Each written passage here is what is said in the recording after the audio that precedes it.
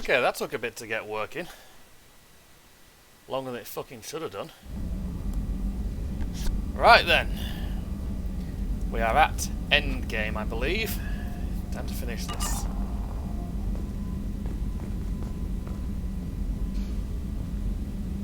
So I've got the shit I need written down. So we're going to get this suicide mission over and done with.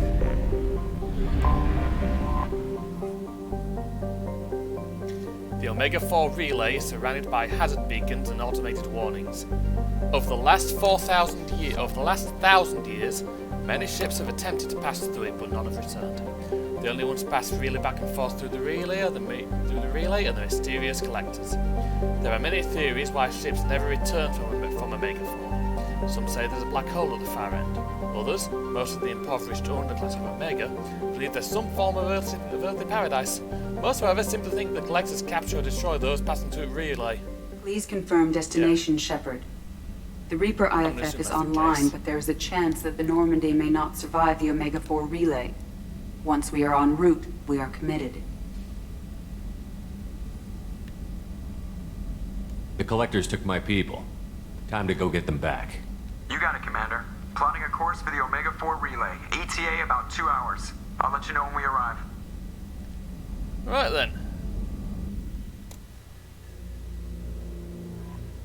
Joker is finalizing preparations now.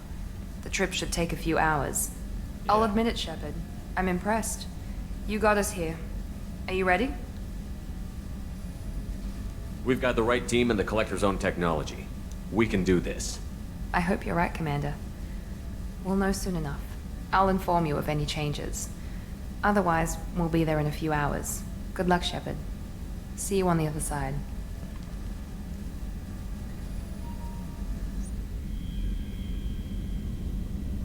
Right then.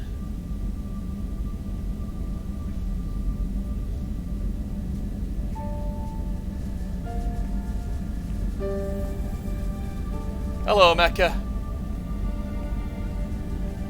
Oh, didn't realise I had a picture of her there.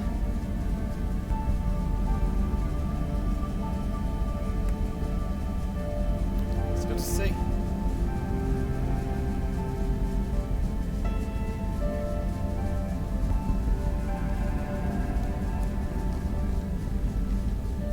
Yeah, I didn't roll, man. I didn't do that. Wouldn't have felt right.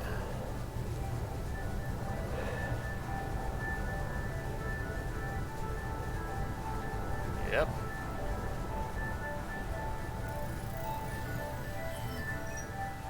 Shepard, I wish I had more information for you. I don't like you heading through that relay blind, but we don't have much choice. I'm not going alone. I've got some of the best working with me. If we stick together, we'll make it. I knew we brought you back for a reason. I've never seen a better leader. Despite the danger, it's a great opportunity. The first human to take a ship through and survive. Is there anything else? I just wanted you to know I appreciate the risk you're taking.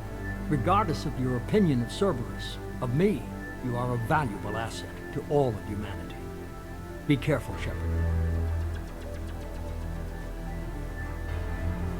Will do.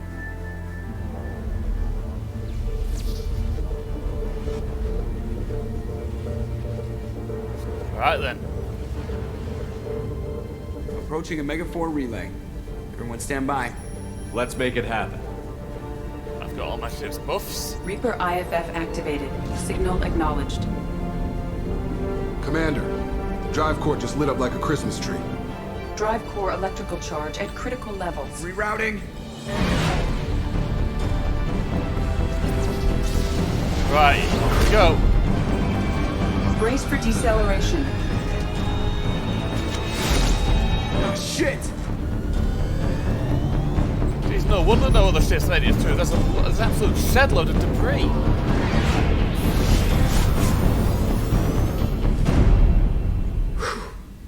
Too close.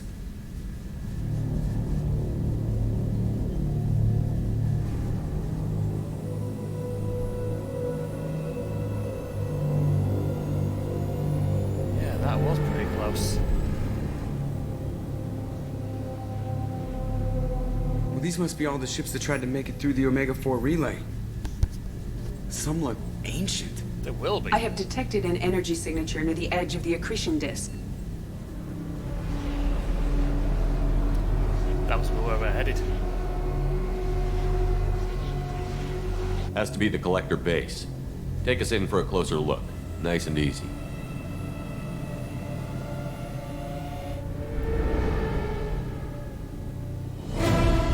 Oh, great. We've been spotted. Careful, Jeff. We have company. Drones. Taking evasive maneuvers. Yeah, they're just pissing me off. Edie, take these bastards out! As long as the new plating holds. Yeah. Want another round?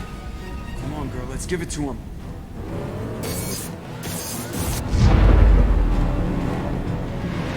We have fields. Come on.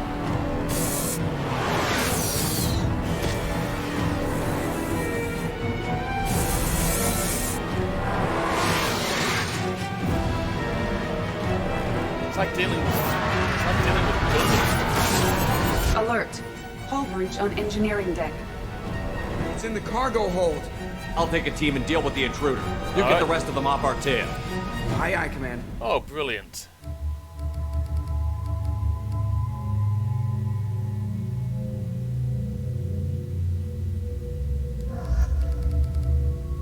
So I've decided these two are my final two party members. Tally and Kazumi. The rest of them can hold the fort down.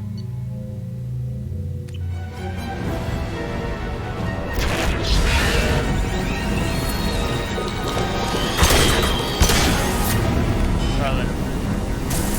We'll need heavy weapons to get them down.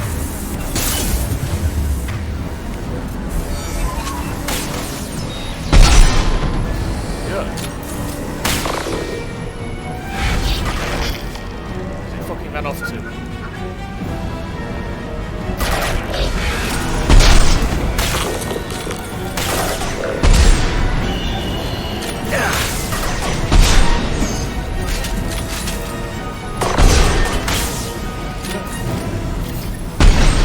For you!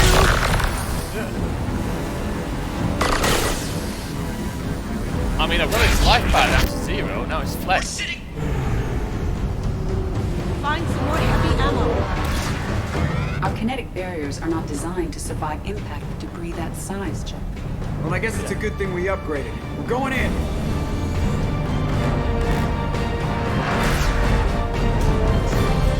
Oh, great.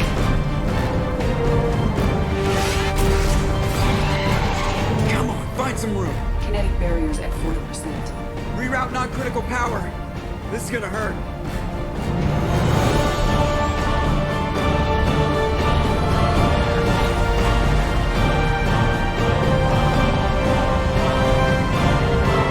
Damage report. Kinetic barriers steady at 30%. No significant damage.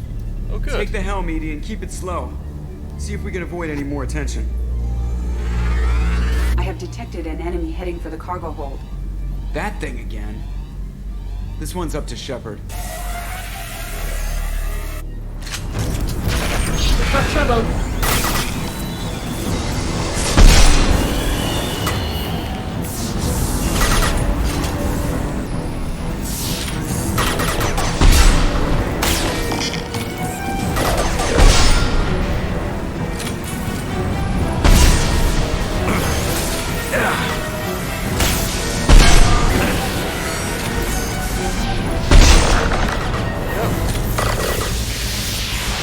Thing with that thing. Oh, there we go. I don't think it's getting back up this time. Better get back up here, Commander. We're about to clear the debris field. Oh, good. It's very handy having an anti-material rifle. There it is. The collector base. Oh, brilliant. And that's a See black if you can hole. find a place to land without drawing attention. Looks like they hire fucking Sauron. Too late. Looks like they're sending out an old friend to greet us. Oh, great.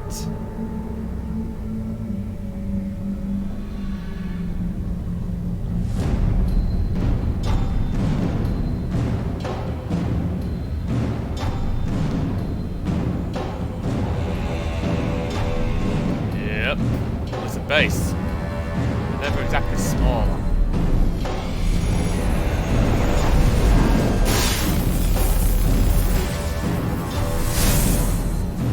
Time to show our new teeth.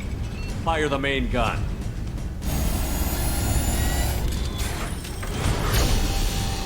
Oh, nice. How do you like that, you sons of bitches? Get in close and finish him off. Everybody hold on, gonna be a wild ride. Oh, good. Yep. Give him hell, girl. Close range, that's gonna do some fucking damage. Oh dear. Look out!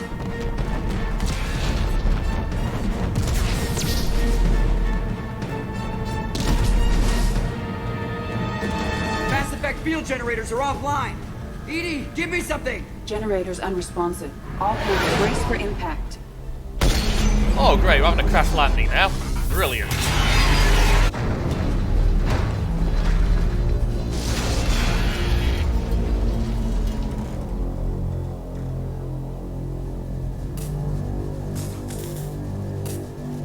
Joker, you okay? I think I broke a rib.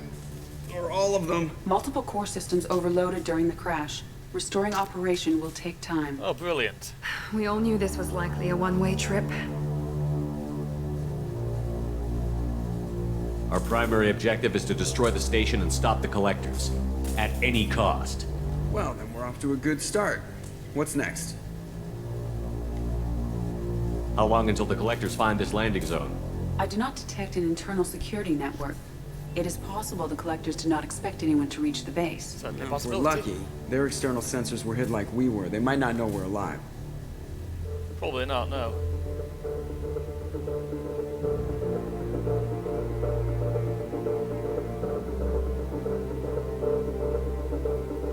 Right. Got me gut. We're getting ourselves loaded up.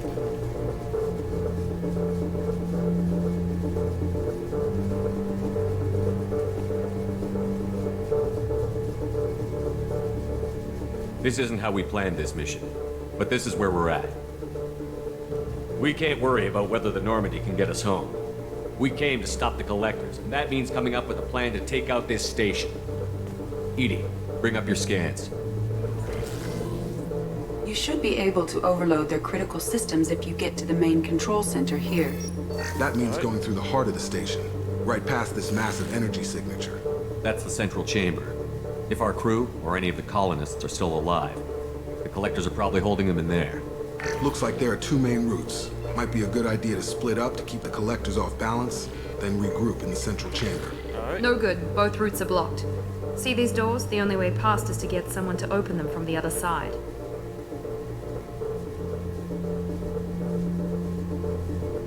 If we send a team down each path, they can keep the collectors busy while someone else sneaks in through this ventilation shaft here. Practically a suicide mission. I volunteer. I appreciate the thought, Jacob, but you couldn't shut down the security systems in time. We need to send a tech expert. Oh, I It's know. your call, Susan. Commander. Who do we send into the shaft?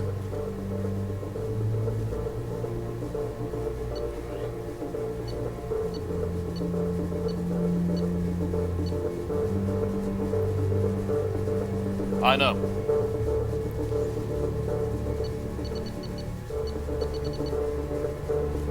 Legion, you can hack through anything. I'm sending you into the shaft. Acknowledged. The rest of us will break into two teams and fight down each passage. That should draw the collector's attention away from what you're doing. I'll lead the second fire team, Shepard. We'll meet up with you on the other side of the doors. Not so fast, cheerleader. Nobody wants to take orders from you. This isn't a popularity contest. Lives are at stake. Shepard, you need someone who can command loyalty through experience. Oh, I know. Oh, I've already got someone in mind. Garrus. Garrus, you're in charge of the second team. Well, At least he knows what he's doing. I'm not gonna make a fancy speech. You all know what's at stake and what we're up against. If we don't stop the Collectors, if we don't end it here and now, nobody else will. It's that simple. Let's go.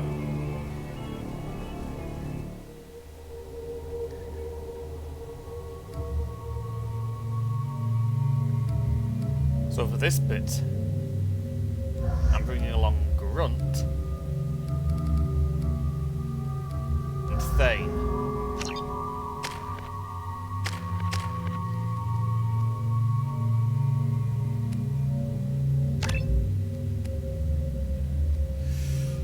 Because I want to, nothing, no other reason needed. Just because I want to in this case. And also got to not use Thane in a bit.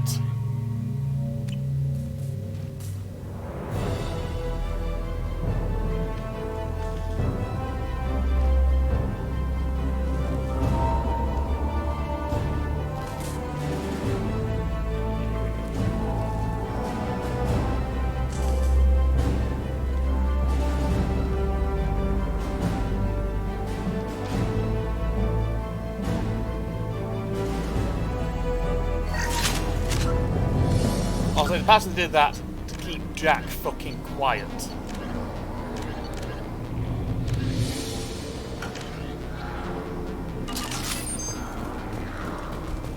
We are in position. Exterior temperatures.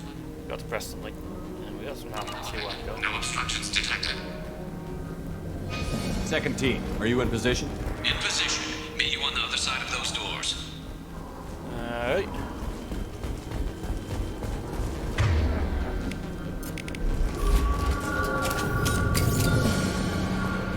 Tell me how final dungeon feel. Oh, brilliant.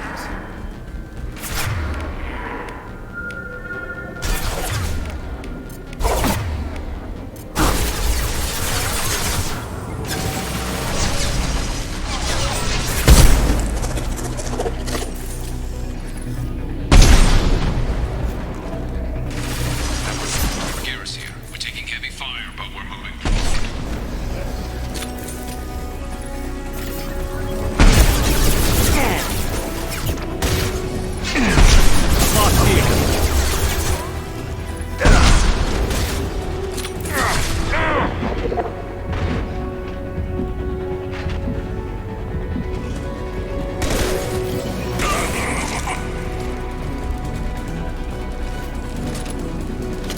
Basically, I've sent 2 teams of heavy hitters.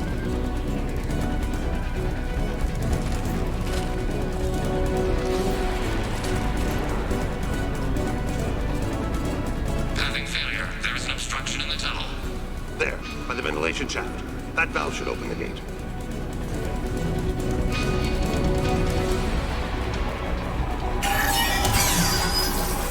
Obstruction removed. Proceeding. Time to fight! You're assuming control. Oh, great, Harbinger.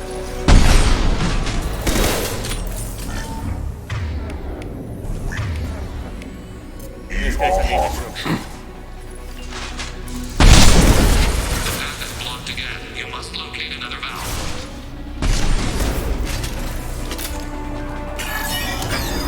Valve? Look, up above.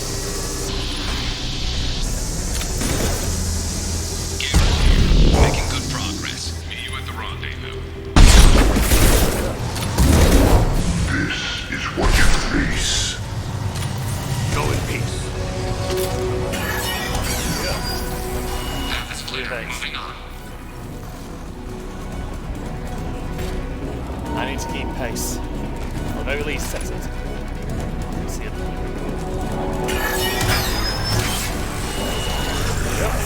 We're in position, just waiting for the door. You're up.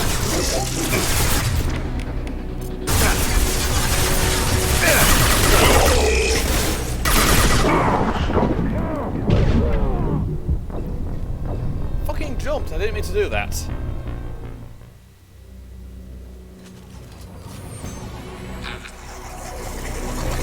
We're in position, just waiting for the doors.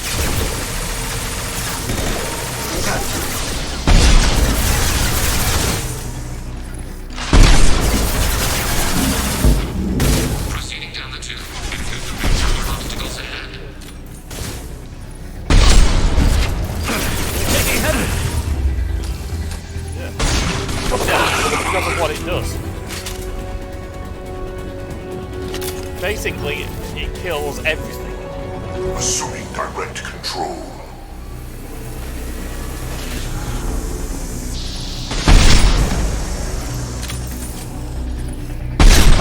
If I must tear you apart, Shepard, I will. You're not doing a very good fucking compliment, are you, Harvey? The path is blocked again. You must locate another valve. Yeah, I'm doing, mate. I'm doing. Obstruction removed. Proceeding.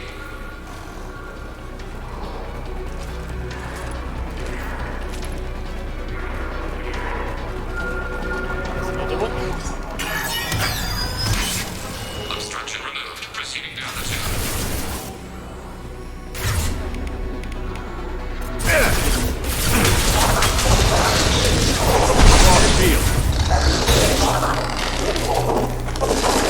Too late! Now you're dead!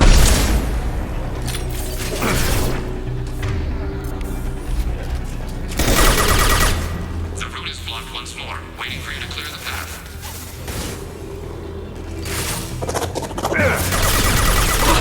Direct intervention is necessary.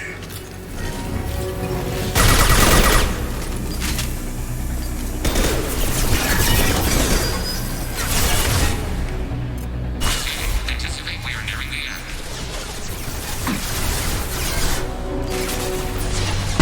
They don't know me this, they really cannot afford me to get This there. is true power.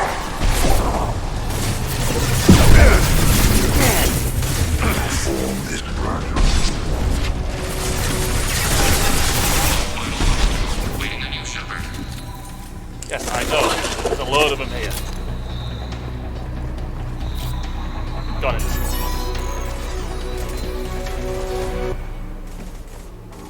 Come in! Look out! Seeker swarm!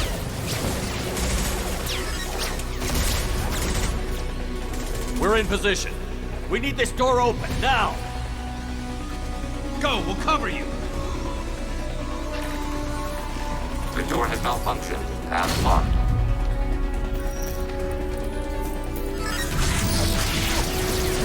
Complete. Here they come! Fall back! Suppressing fire! Don't let anyone through that door! Nice work, Legion. I knew I could count on you. Shepard, you need to see this. Oh dear. That ain't good.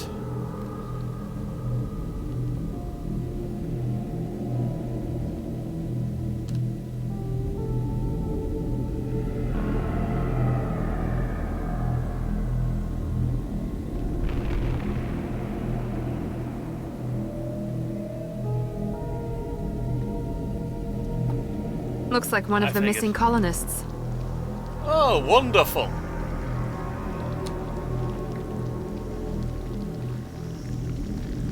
There's more. Over here. They're all conscious. Most part.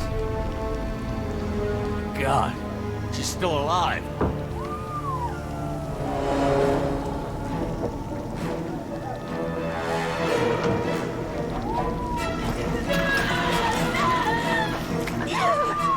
Get them out of there! Hurry!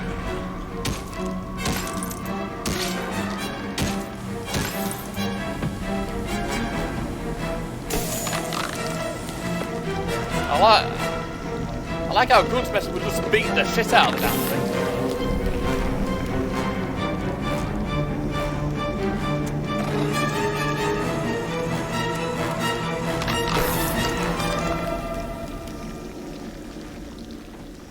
Dr. Chakwas, are you okay?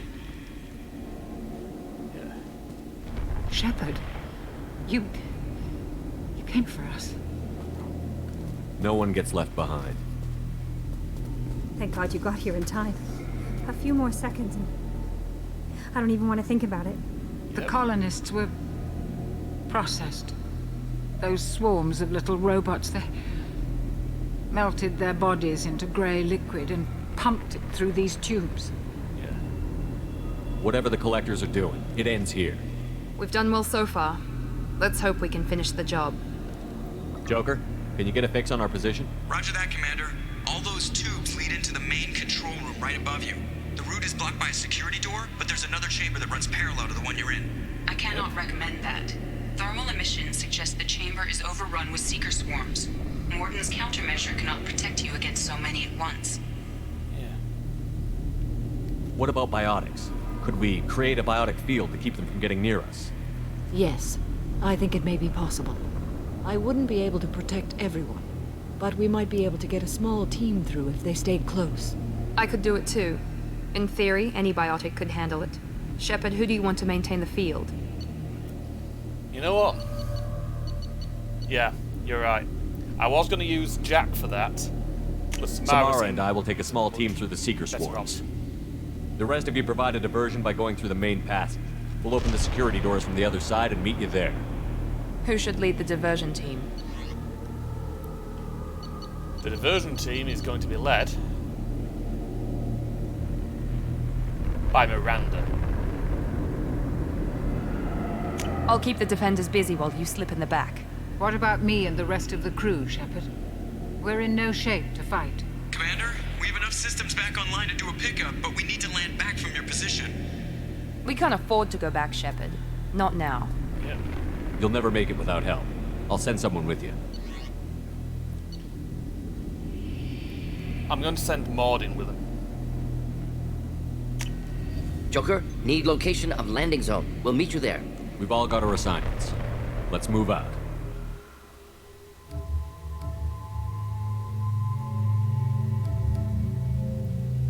So with this crew, I'll take these two because I can use them enough.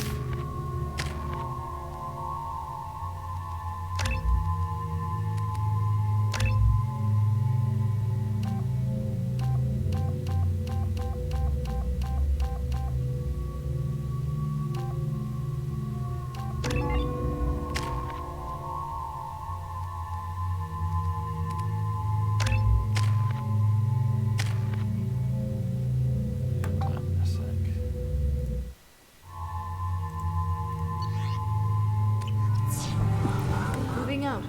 Try to stay close, Commander.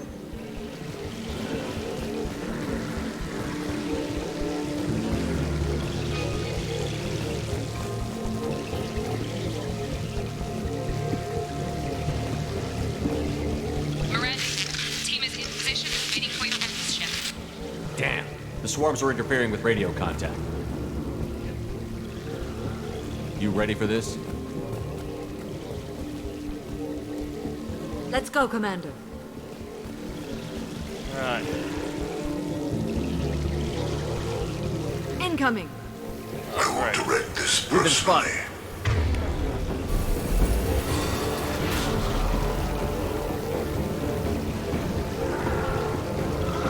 Acquiring target.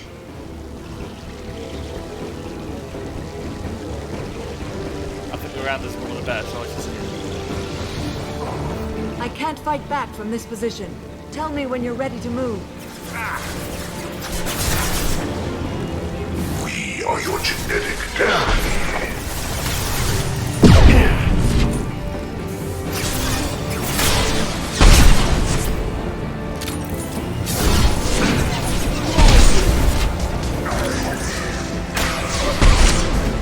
All clear.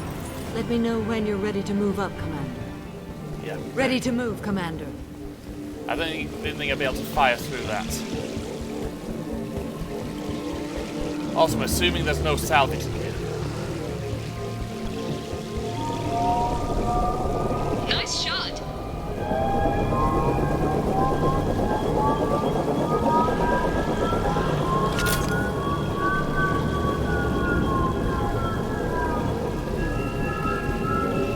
Hostiles, dead ahead. Oh, brilliant, Maud.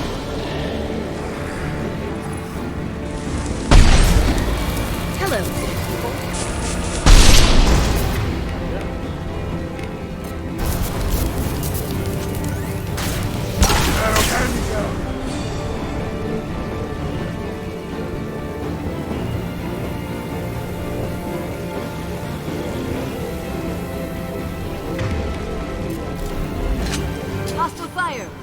taking cover. Let me know when you're ready to move. Assuming We're control. leaving the barrier.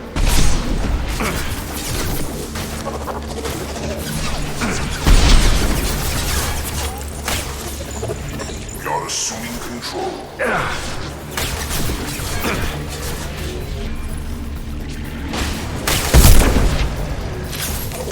Sit down!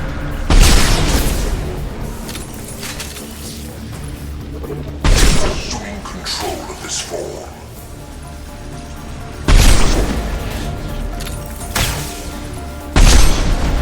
All clear. Let me know when you're ready to move up, Commander.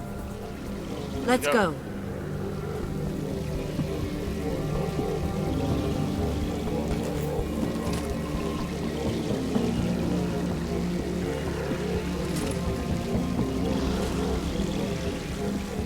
Last time we bought, I thought you'd only be able to use, but I thought you'd be stuck with one team. I thought you'd have to be a lot, thought it'd be a lot more complex. It isn't. Right, ammo. Enemy down! Random's doing well.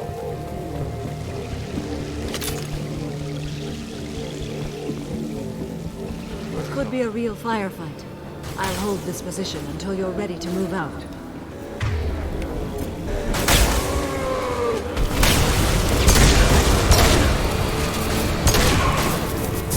I'll kill you all!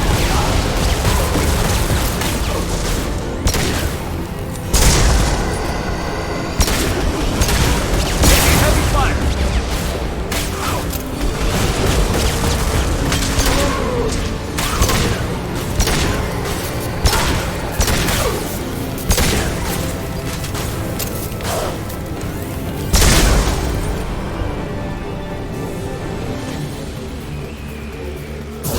Nothing can stop! All clear. Let me know when you're ready. Moving up, Commander. Oh, quite cool. I'm not much for multiplayer. Not on games like this. Final Fantasy XIV is literally the only multiplayer I play. Now let's finish you off! They've seen us. Oh, great. More of them.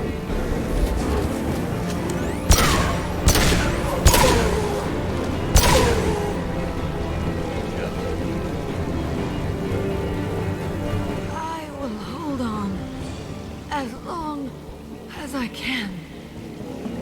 Come on. Nearly there, I think.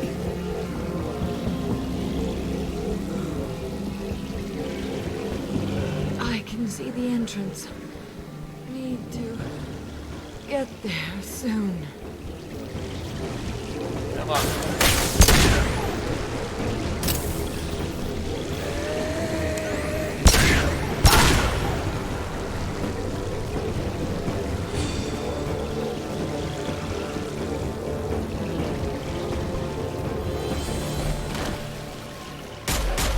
Hold on. We're almost there.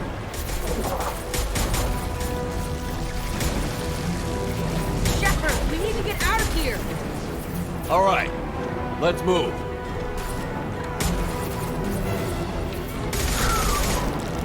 They're pushing. Keep it up. Hurry, Shepard. PvE, I prefer. I've delved into Final Fantasy XIV 2 PvP, which is actually pretty good.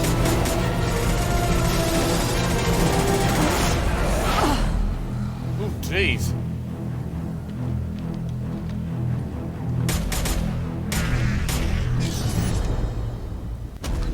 Shepard, do you copy? I copy. What's your position? We're at the door. They've got us pinned down. Alright. We're coming. Just hold on. Get this door open.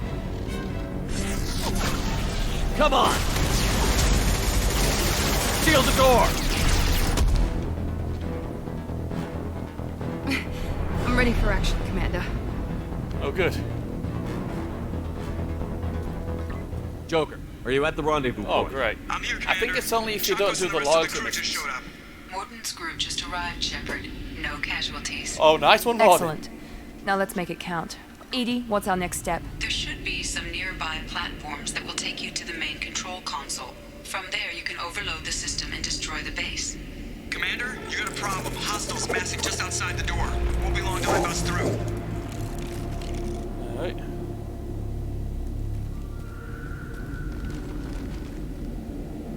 A rear guard could defend this position and keep the collectors from overwhelming us. Pick a team to go with you, Shepard. Everyone else can bunker down here and cover your back. Quite simply put, they're gonna need some heavy hitters.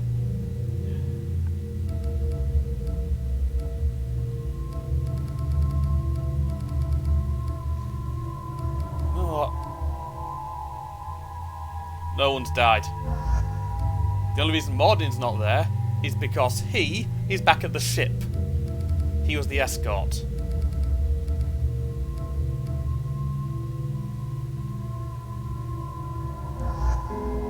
I'm going to take the 2 squad mates from the last game.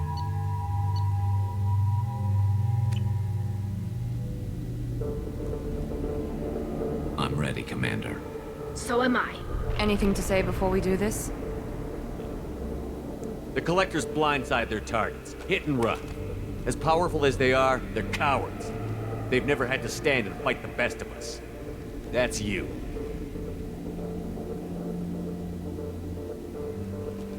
It's been a long journey, and no one's coming out without scars. But it all comes down to this moment. We win or lose it all in the next few minutes. Make me proud. Make yourselves proud.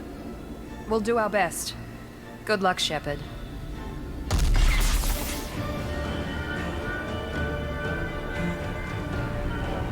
Off we go.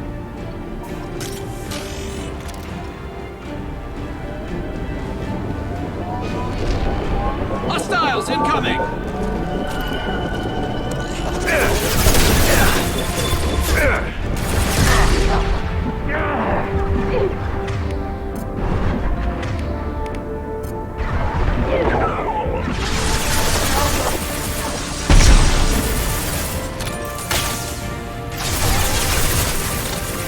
One down.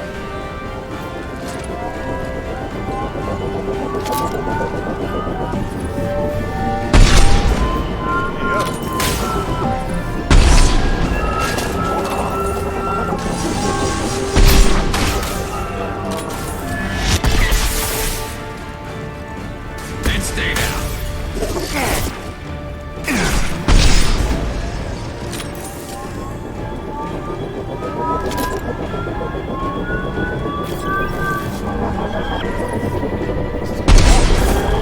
Assuming control.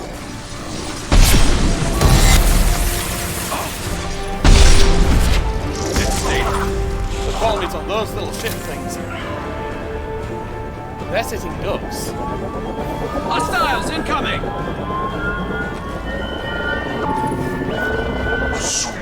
Incoming.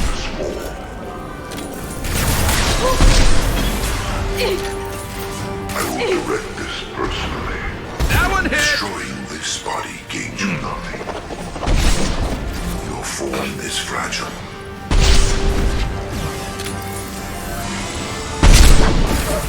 I'm assuming control of this form.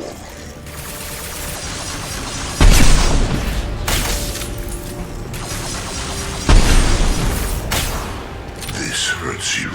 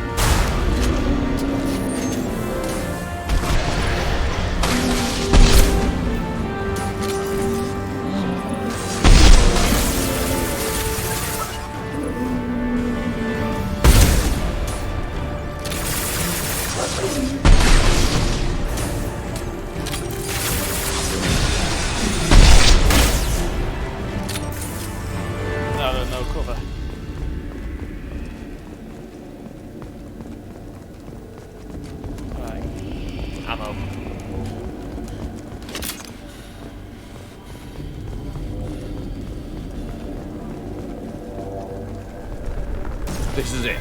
All the tubes lead to this spot. Edie, what can you tell us? What are they doing? The tubes are feeding into some kind of superstructure. It is emitting both organic and non-organic energy signatures. Given these readings, it must be massive.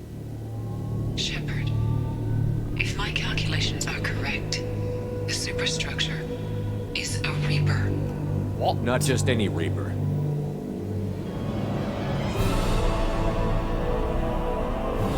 What? A human Reaper. Precisely. Oh, great. It appears the collectors have processed tens of thousands of humans. Significantly more will be required to complete the Reaper. What did the collectors gain by turning humans into this Reaper shell? They may be facilitating the Reaper equivalent of reproduction, or it may serve another purpose. I do not have the data to speculate further. However, it is clear that the collectors are merely pawns. The technology and ability needed to create this Reaper is not their own. It is likely that different species construct each Reaper. In this case, the collectors provide the labor. Oh. The collectors are just Protheans. Why would they help the Reapers? The Reapers subdued the Protheans long ago. Probabilities suggest they attempted to create a Prothean Reaper and failed. Over time, they adapted the Protheans to suit their needs, changed them, turned them into workers, tools for the Reapers. Yep. They're building it to look like a human. Why? It appears that a Reaper's shape is based upon the species used to create it. Reapers are machines. Why do they need humans at all? Incorrect. Reapers are sapient constructs, a hybrid of organic and inorganic material. Oh. The exact construction methods are unclear, but it seems probable that the Reapers absorb the essence of a species, utilizing it in their reproduction process. How many more humans do you think they'd try to take? Millions. Perhaps more. Impossible to know for certain. This Reaper appears to be in a very early stage of development. An embryo in human terms. So it's not alive yet? We can still stop it from being created? The process can be stopped, but it is unclear exactly how much it has developed. I cannot, for example, tell you if it has awareness. This thing is an abomination. Edie, how do we destroy it? The large tubes injecting the fluid are a weak structural link. Destroying them should cause the supports to collapse, and the Reaper to fall. Give us a minute, Edie. We gotta take care of some old friends first. Hostiles incoming! Oh, great. Heavy weapons.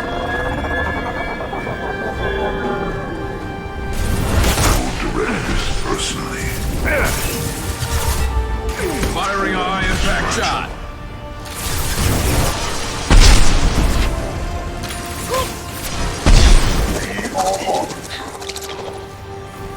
You are dead. If I must tear you apart, Shepard, I will. Shoot the tubes!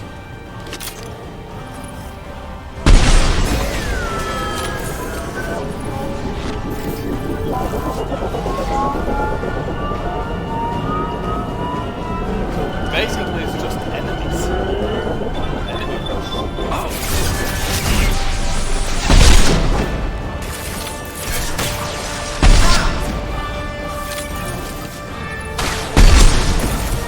Firing a high-impact shot!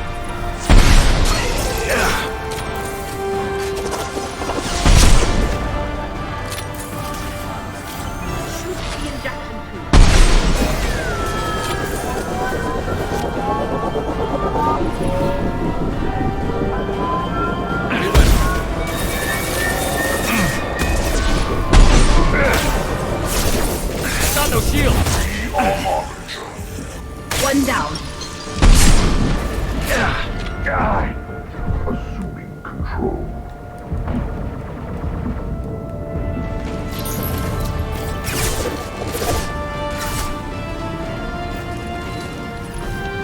Combat drone ready.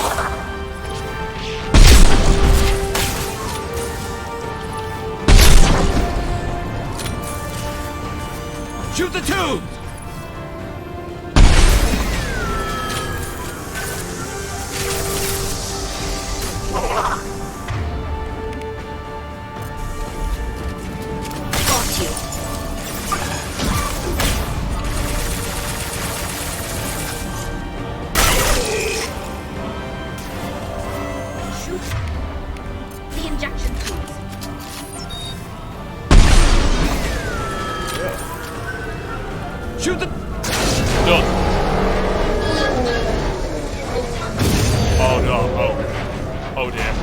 moving.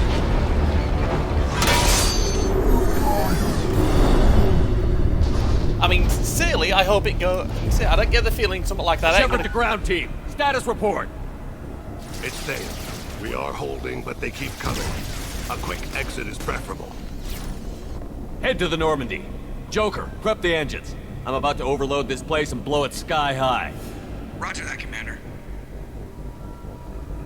Commander, I've got an incoming signal from the Elusive Man. Edie's patching it through. Oh, God. Shepard, you've done the impossible. I still have to destroy the base. Not necessary. I have a better option. I'm looking at the schematics Edie uploaded. A timed radiation pulse would kill the remaining collectors, but leave the machinery and technology intact. This is our chance, Shepard. They were building a Reaper. That knowledge, that framework could save us. They'd liquefied me, turned them into something horrible. We have to destroy the base. Don't be short-sighted. Our best chance against the Reapers is to turn their own resources against them. I don't know, Shepard. What happened here was horrible. But we have to stop the Reapers. If we destroy this base, then all these people died for nothing. They were working directly with the Collectors. Who knows what information is buried there? This base is a gift. We can't just destroy it. You're completely ruthless. The next thing I know, you'll be wanting to grow your own Reaper. My goal is to save humanity from the Reapers. Yeah, but you're at any cost. I've never hidden that from you. Imagine how many lives could be saved if we keep this base intact and use its knowledge to thwart the Reapers. Imagine the lives that will be lost if we don't. No matter what kind of technology we might find, it's not worth it. Shepard, you died fighting for what you believed. I brought you back so you could keep fighting. Some would say what we did to you was going too far, but look what you've accomplished. I didn't discard you because I knew your value. Don't be so quick to discard this facility. Think of the potential. We'll fight and win without it. I won't let fear compromise who I am. Shepard, think about what's at stake, about everything Cerberus has done for you. Like Tyler's like, you know what, fuck you.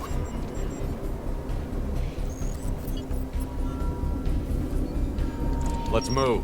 We've got 10 minutes before the reactor overloads and blows this whole station apart.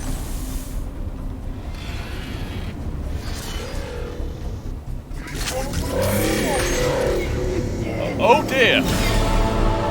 What the hell? He's still alive!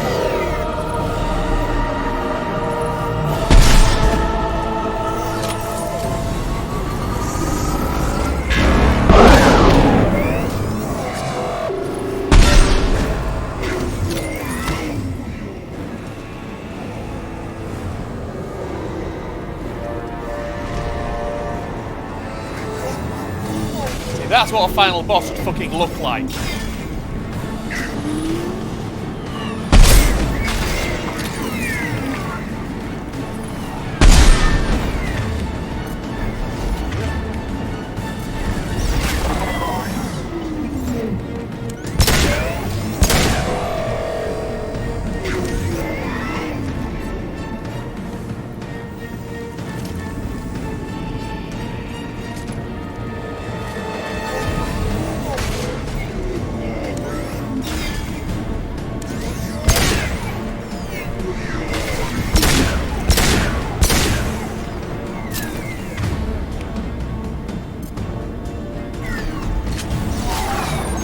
Yeah, a fucking massive threat.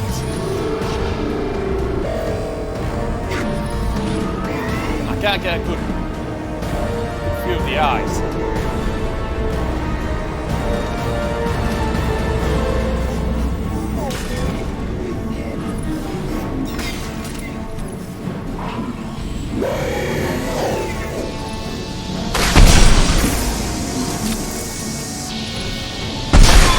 The harbinger of your destiny.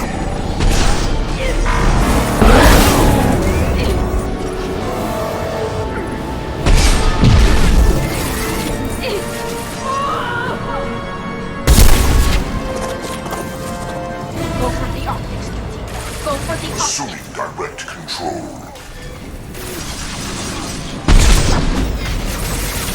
In 1 and 100 will replace it.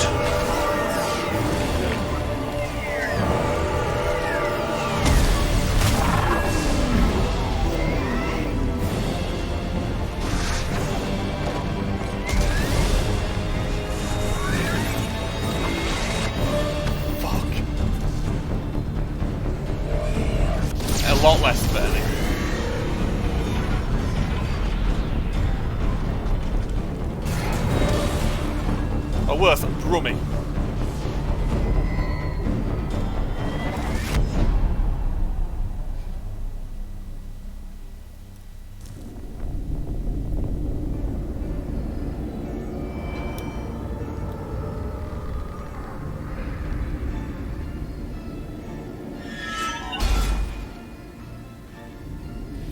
Imagine a French accent.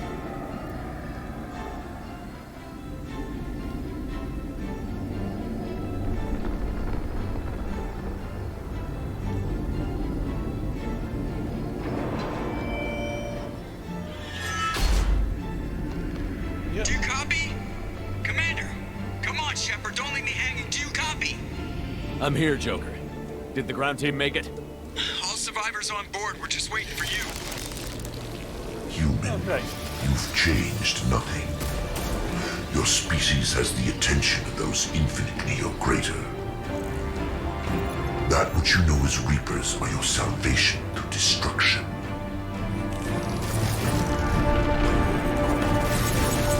Where harbinger your destiny. Right.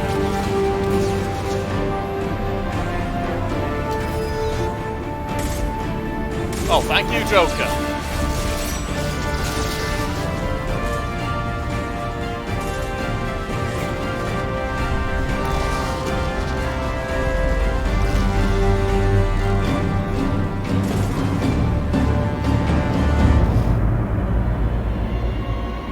Oh, jeez.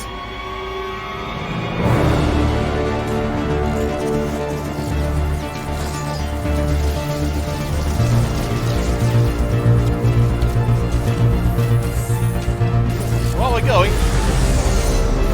Shoot the fucking main cannon at them. 10, 9, 8. Yeah, I get the gist of it, Edie. Hold on.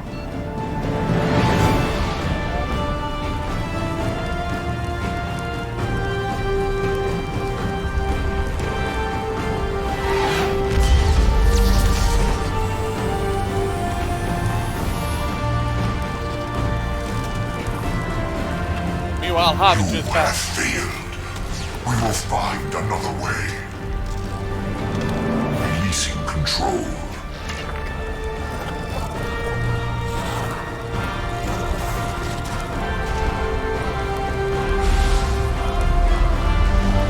And that massive ship of theirs is about to get everyone's kingdom come, or whatever's left of them is going to fall into that big black hole. Looks like the eye of fucking Sauron.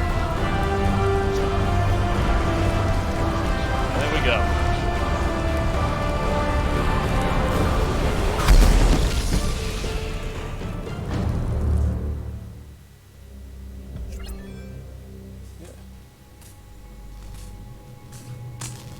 Well, we're gonna have one pissed off guy. Well, we're gonna have one pissed off elusive man now. You know what? I don't really care. Fuck it. Shepard, you're making a habit of costing me more than time and money. I'm sorry, I'm having trouble hearing you. I'm getting a lot of bullshit on this line. Don't try my patience.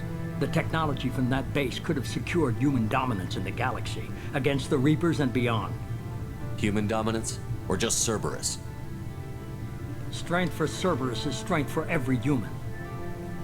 Cerberus is humanity. I should have known you'd choke on the hard decisions. Too idealistic from the start. I know what you are, and the price of dealing with you. We do things my way from now on. Harbinger is coming, and he won't be alone. I'm gonna make sure we're ready when they get here.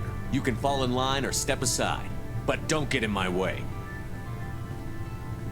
You're sure that's what you want? You're taking a hell of a risk, Shepard.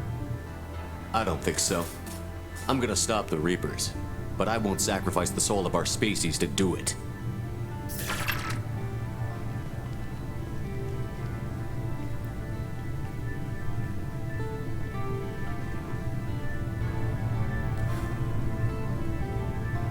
I get the feeling he's pissed at that.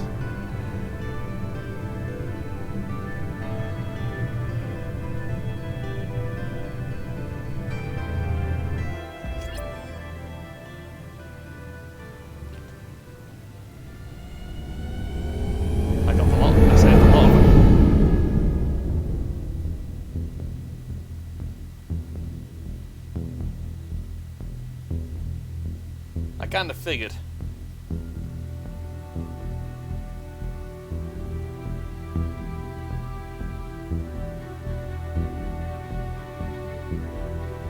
I know.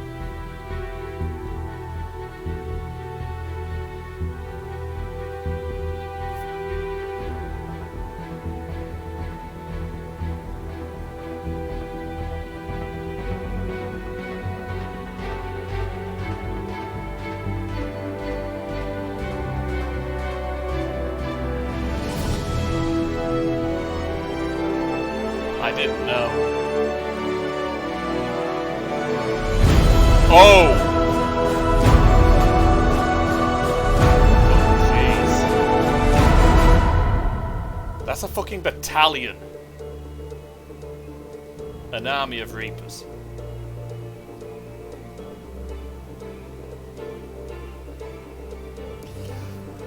That took a lot less time than anticipated.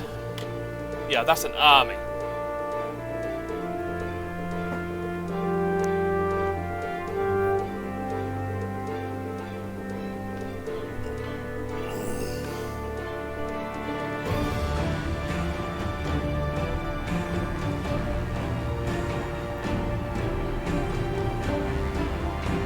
They got a big shot to take. That was... ME2 is up there with some of the best games I've played in my entire damn life. That was a lot of fun.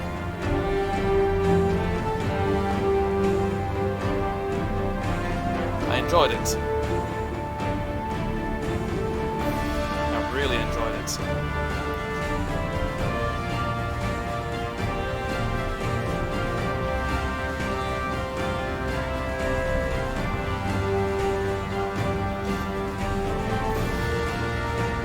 Yeah.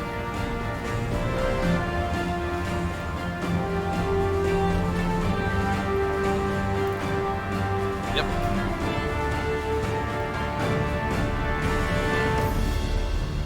I've noticed a lot of games I play seem to have very similar themes, dealing with major threats, major villains,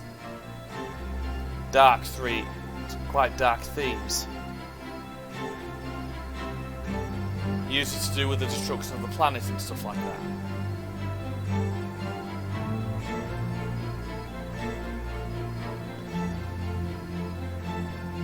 So it'll be a change when I do my next game, which is Octopath Traveler. Because generally speaking, most of the threats you're dealing with in that aren't world-wrecking or planet-destroying or anything like that.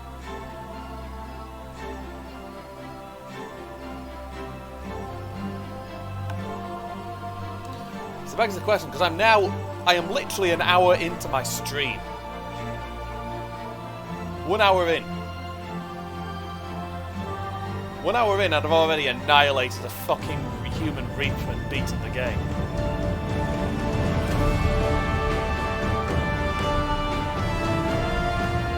Gotta admit, the music in this is badass. Absolutely badass. Oh, Steve Bloom. I wasn't actually aware that Martin Sheen, Steve Bloom, basically this game had some major names in it.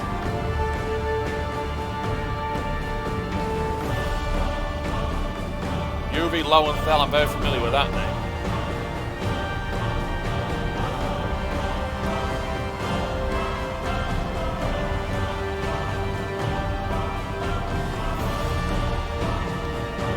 Don't get me wrong, there's a lot of games with really good music. Those are somewhat epic sounding music.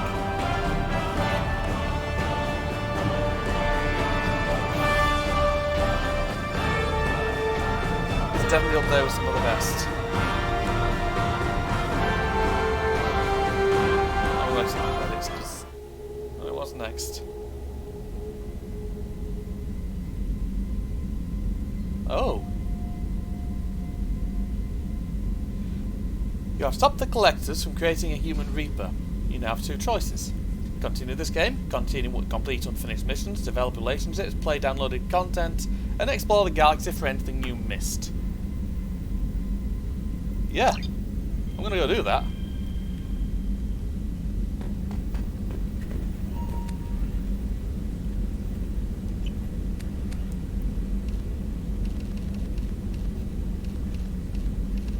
Nothing else I can do, ammo-wise.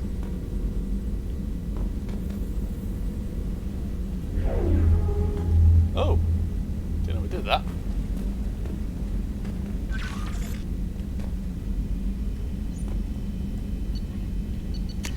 No new messages.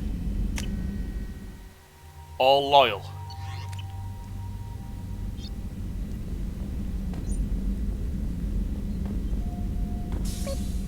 Yes. Yes, the hamster is okay. So now...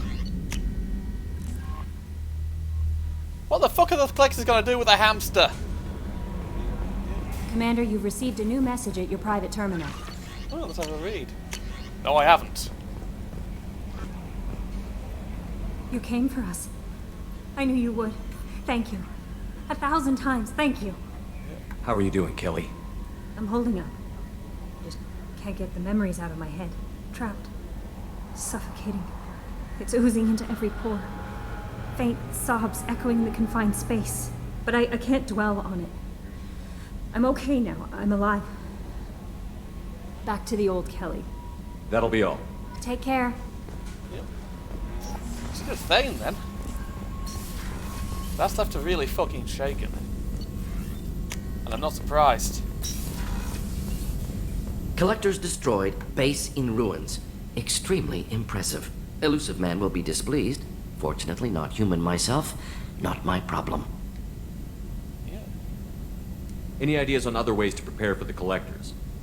Sorry, have done what I can. Focusing on studying collector tech now. I'll let you work. We'll be here if you need me. That was a vicious mission. What's this area of the ship? This is the FTL communications room. In addition to interfacing with the FTL comm network, Normandy is fitted with a quantum entanglement communicator linked to the Elusive Man's office. This allows lag-free communication even when you operate off the comm grid. Why aren't these used everywhere? Each quantum pair costs nearly as much as a comm relay, and can pass only one quantum bit of data at a time. In addition to the cost and bandwidth issues, the system is strictly point-to-point.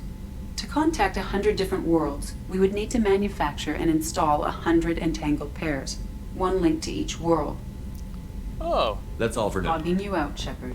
Right. So basically it's fucking expensive.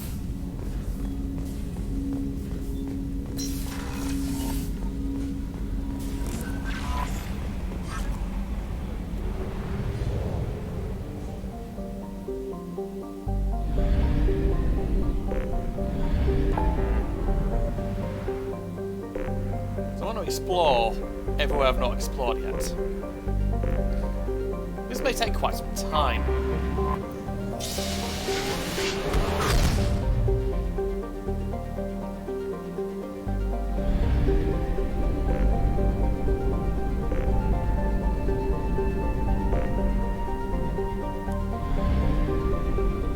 I'm checking on them shortly.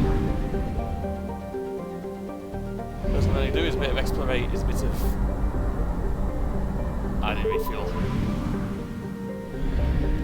I'm going to explore the universe a little.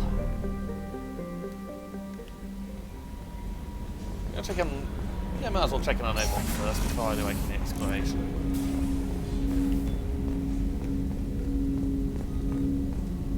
Didn't expect you to light up that base, Shepard. Hell of a way to tell the boss you're quitting. I wish I could have seen his face. It's not over, though. Bad guys on the horizon. And now Cerberus wants your tail. Never boring, huh? Nope. I don't know what kind of time we have, but we better dust off and stay ready. You sure as hell know how to make enemies. I understand you made quite an impact after you left the Alliance. Miranda and I stopped a Batarian plan to release a biological agent on the Citadel. That's when I first met her. It took us out to the Nemean Abyss and back. Oh. Saved the Citadel like you, but what's the saying? Good deeds like pissing yourself in dark pants? Warm feeling, but no one notices. The whole thing was hushed like they're good at doing. But I know what I did, and I'm proud of it. We'll talk later. Commander. Alright. A few guns.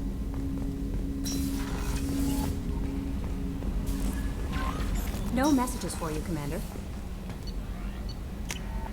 Go down to the crew quarters. Captain Zane first. You had to make a difficult choice, Shepard. For what it's worth, I believe you made the correct one. You mind if I ask you a few questions? Not at all. The Drell live on the Hanar homeworld, don't they? Yes. I know many think the Hanar are difficult to understand. It's just that they're very formal with those they don't know. We know them quite well. If you ever get close enough to a Hanar that they tell you their soul name, you would find them warm.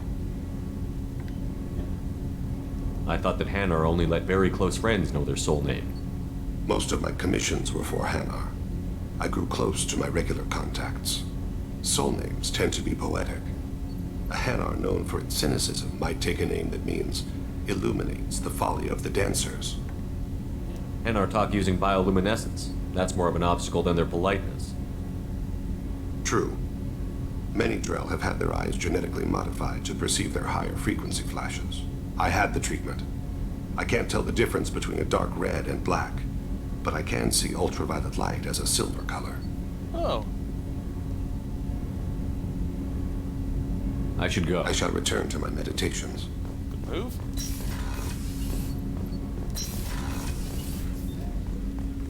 Hey, Shepard. She literally doesn't say anything. Which is a shame.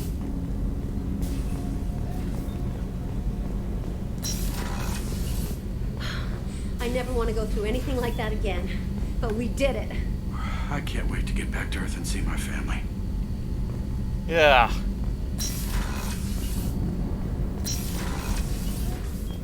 I wanted to tell you, I believe you did the right thing by destroying that base.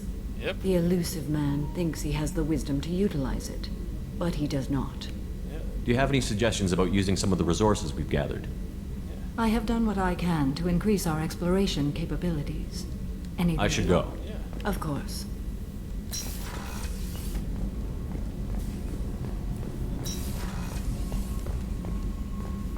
Well, let's go on and chat with the doctor. I'm still a little shaken from my abduction by the collectors. It was a lot to endure. You and Jeff came so quickly. I've never had truer friends. Thank you, Commander. You're welcome. An interesting choice, Shepard. Your species was offered everything Geth aspired to. True unity, understanding, transcendence. You rejected it. You even refused the possibility of using the old machine's gifts to achieve it on your species' own terms. Yep. You are more like us than we thought. I have to get back. Acknowledged. Yeah. I mean, we're not exactly like the gift. I mean, maybe we are, maybe we're not. I can't believe you took down the collectors. I'm proud to serve under you, Commander. Hawthorne is still in the infirmary, though I think his pride is more broken than his bones. He tried so hard to help Joker. You really are a hero. No sooner had the collectors damned us than you were pulling our sorry asses right back out of hell. You're aces in my book, Shepard. Thank you. Oh, nice. Ace is a hell of a rank to get. Main battery. First Sarah, now the collectors. Remind me never to get on your bad side, Shepard. I almost feel sorry for the Reapers. What can you tell me about the Normandy's armaments? Yep. The weapons upgrades have gone in beautifully. This thing packs a hell of a punch. It just might give us a chance against the collectors. Have you got a minute? Can it wait for a bit? I'm in the middle of some Talk to you later, I'll be here if you need me. Alright.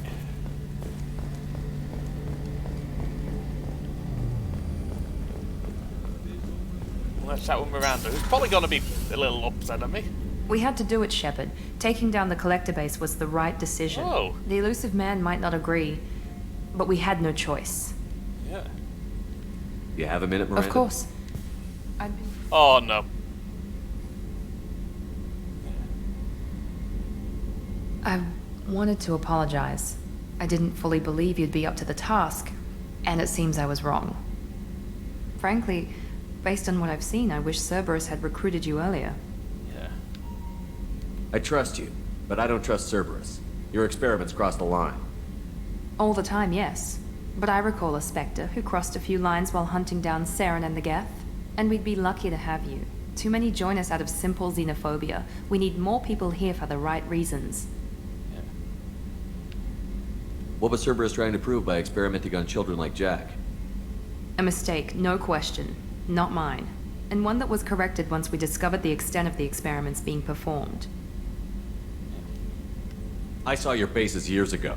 You were using Rachni, Thorian creepers, even husks to make your own army.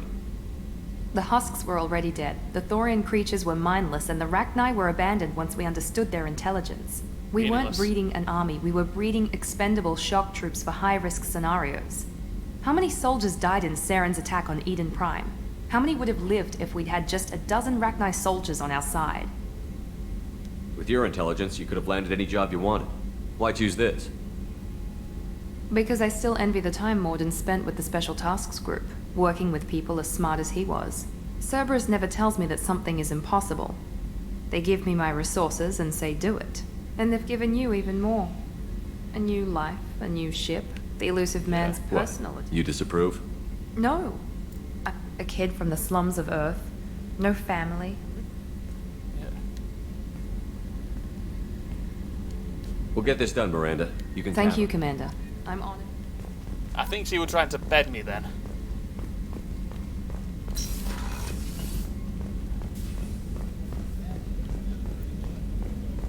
Which he's not doing.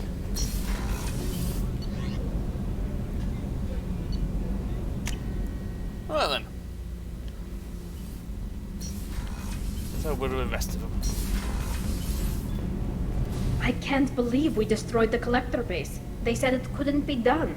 Then again, that's said about a lot of things you do. I'll let you work. Talk to you later.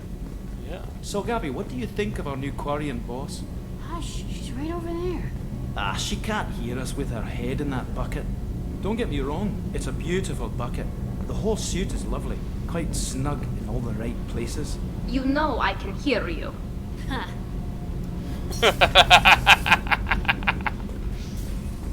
I can just imagine her just smirking, just like, you're making yourself sound like an absolute dickhead.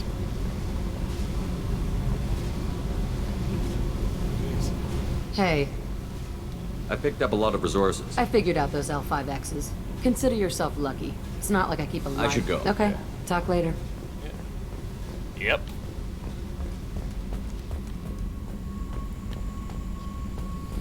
Right then. So what are the other two? Shepard, I was just waxing goddamn nostalgic. I figured. Oh yeah, that's a model of the Veracon. Turian frigate. Hell of a ship. I led a mission to bring that thing down from the inside with just 5 men and whatever guns we could bring. No chance of success, but we did it. Everyone died but me. Oh yeah, so I was made out like a bandit. My first impossible mission as an independent contractor. There's been many since, but nothing so goddamn sweet as watching that Turian warship crash planet-side. Oh, jeez.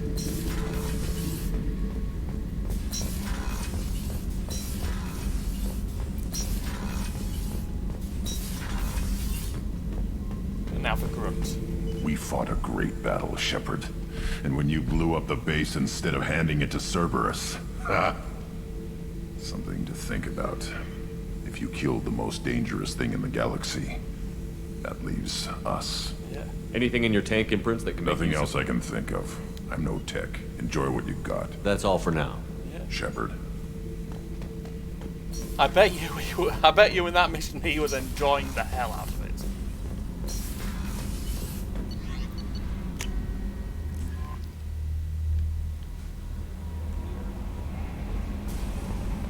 Well, let's have a look at the galaxy map of this place. Anomaly detected. Oh. Titus. A desert of whitest potassium salts and reddish iron oxides, Titus is far enough away from its parent star to have a tolerable surface temperature.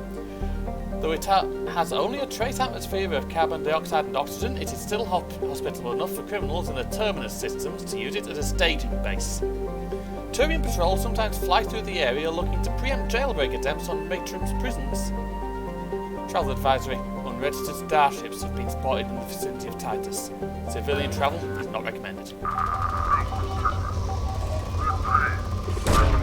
Probe launched.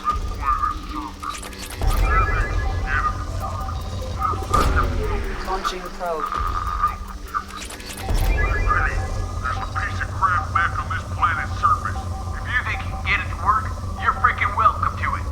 Welcome to it. Probe away. Repeat, there's a piece of crap back... Something on our sensors. Survey scans detect one Emir heavy mech signature matching an unknown, possibly pirate registration. Mech appears to be disabled but broadcasting a looping message.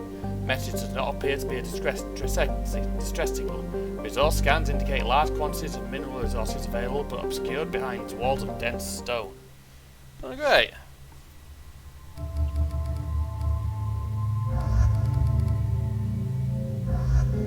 So I'm just going to bring 2 heavy gunners around.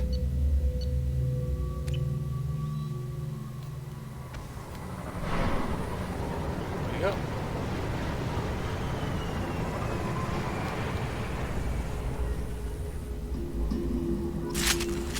I am detecting a large supply of resources buried deep within the canyon walls. Heavy explosives will be required to excavate them. Oh, brilliant.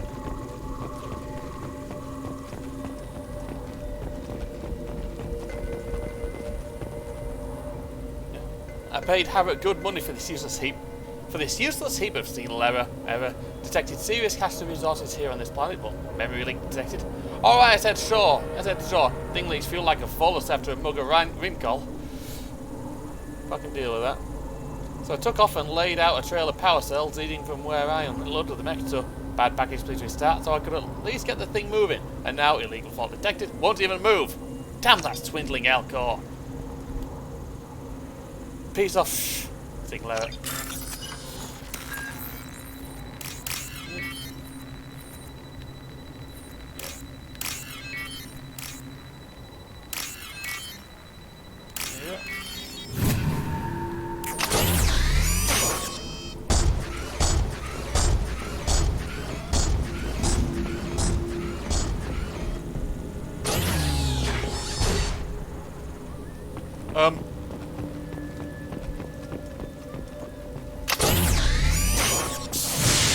So we got a faulty look.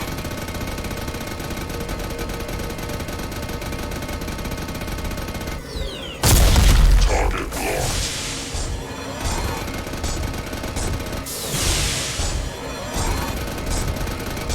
We're just shooting at random things.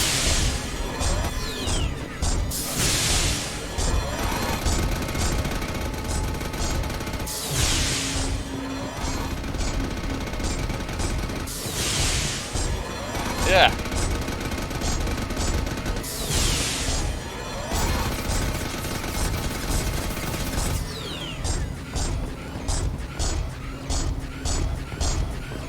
Okay, we found something.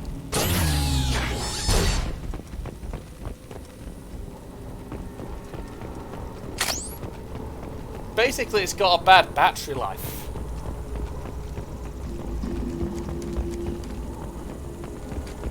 Well, there's going to be something around.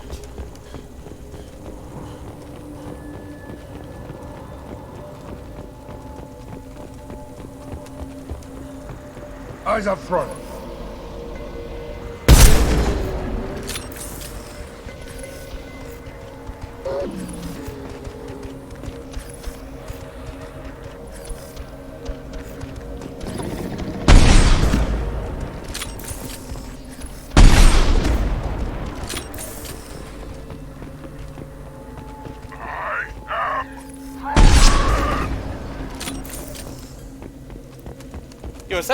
You were a mile fucking behind me is what you were.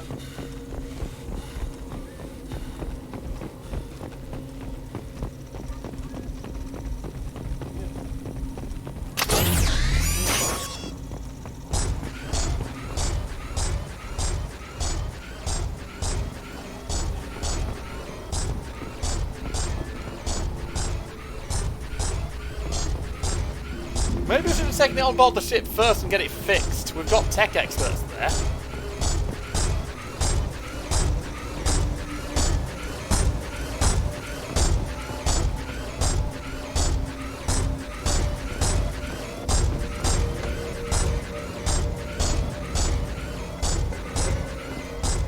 Okay, I should have done this last night. It's quite funny.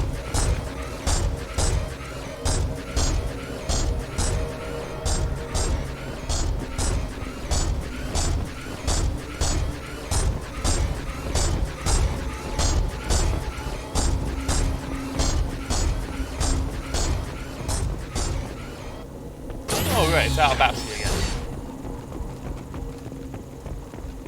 Well, that didn't take very fucking long, did it? I'm gonna feel there's another one down here.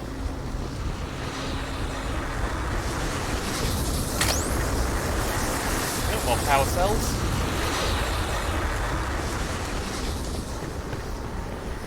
I mean, whatever's down here better be bloody worth it.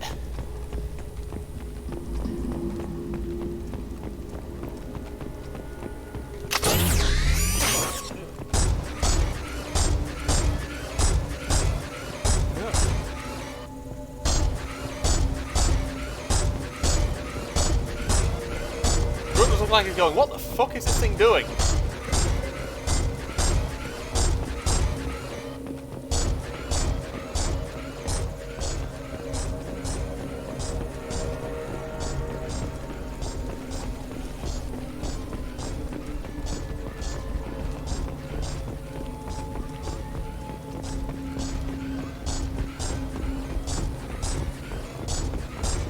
Alright, another power cell here.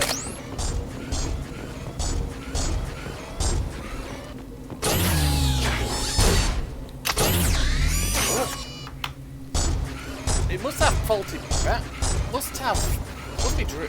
Whatever's wrong with it, it's just making it drain its power ridiculously quickly.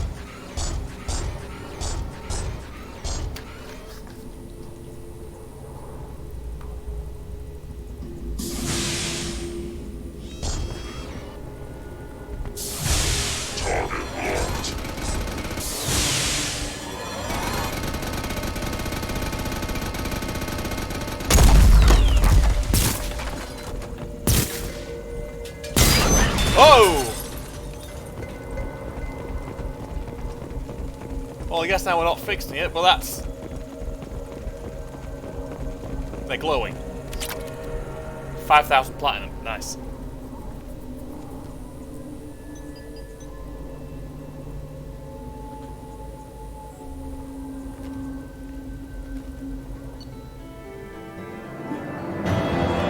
Good, bringing cash resources. It may have back up salvage. Well, yeah, it fucking blew up.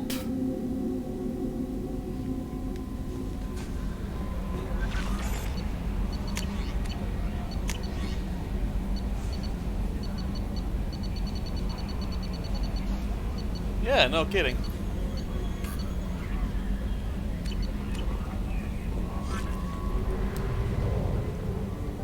Let's keep looking to this area then.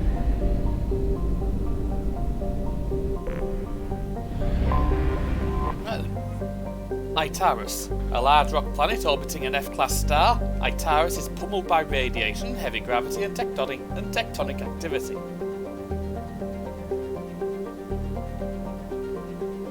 Its crust is mostly silicates and of little value. Travel's not advised. Basically, there's fuck all there. Just to say, fuck all. Cautus, home to the spectacular Infinity Caldera. Cautus is a young planet with extreme tectonic and volcanic activity, with 9 supervolcanoes that can throw out at least 1,000 cubic kilometers of dense rock and equivalents each. Cautus' activity has put its atmosphere in a state of shroud. It would likely suffer from global dimming for at least the next 10 years. So basically, it's volatile. Though much of the surface is no more dangerous than any other inner ring planets, this extreme tectonic activity has given Cautus a bad reputation and discouraged all resource exploitation. 9 supervolcanoes, lovely. Mitra, a small hot rock with few resources. Mitrum is used by the Turian armed forces for its maximum security prison and interrogation centres. The temperatures are high enough to prevent any escape without an environmental suit, but low enough that the construction of additional buildings would not be hindered. Over 500,000 prisoners are detained on Mitrum, only a handful of which ever manage even a temporary escape. A small supply economy and prefab habitat support the prison staff, who usually work only for 2-year tours of duty before they are rotated out to less stressful prisons. So basically that planet's a fucking prison planet. Lovely.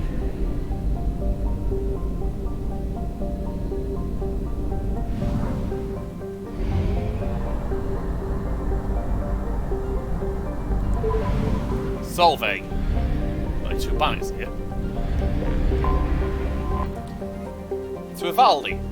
The hydrogen-helium gas giant Thrivaldi's refueling stations provide helium-3 for commercial spacecraft visiting the system. It has 9 known moons and many smaller bodies in its rings. Travel advisory. Recent attacks by pirates have targeted Thrivaldi's refueling stations. Authorities list the perpetrators as at large. Travel is not recommended.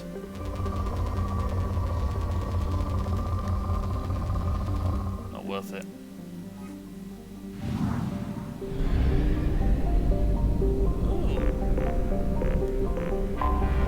I have detected an anomaly. Oh. Sinmara. Surtur's moon Sinmara has been used for many generations to monitor its parent star Solveig. It has no atmosphere to interfere with solar observational equipment, which is critical at this juncture. The star recently showed signs of erupting prematurely into a red giant. In preparation for the day when the critical warning goes out, an extranet channel from Sinmara's research station is given top priority throughout the convoys in the system.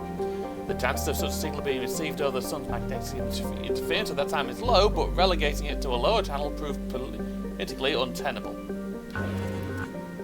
Magnetic shielding failure detected. Catastrophic solar radiation exposure probable. Magnetic shielding failure detected. Something on our sensors. Anomaly detected. Planetary scans indicate that the Sinmara colony is vulnerable to its sun's hazardous solar flares. Malfunction detected in colony's magnetic shield. The shield must be reactivated to avoid exposing colony to unstable solar activity and potential annihilation. Wonderful!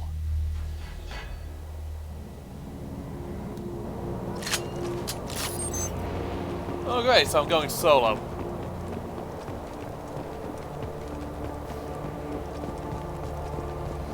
Oh jeez.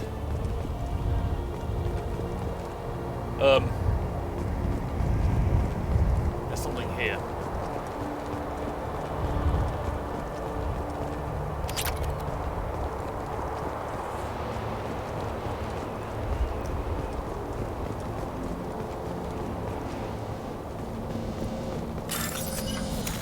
Seems like this place has been attacked.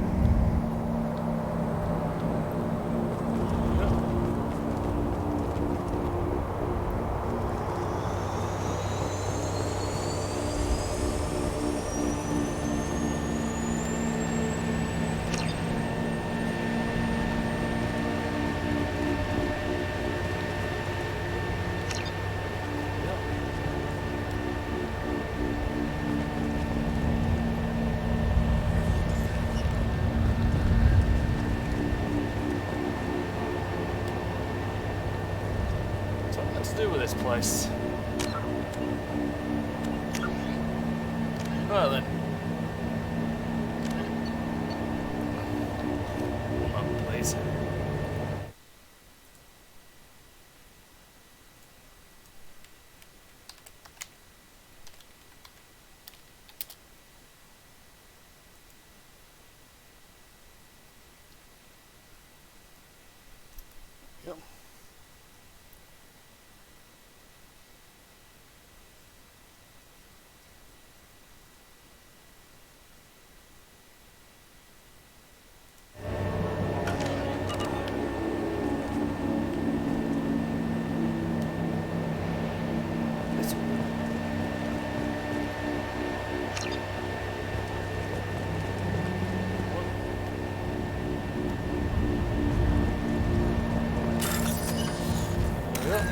I got confused.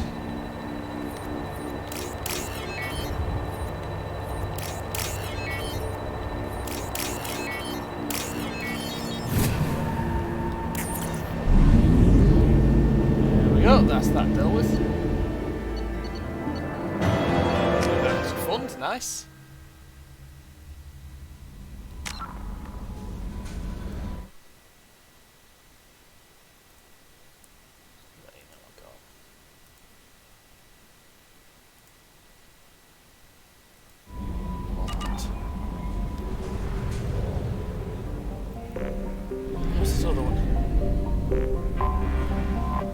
Surtur is a small but dense desert planet close to its parent star.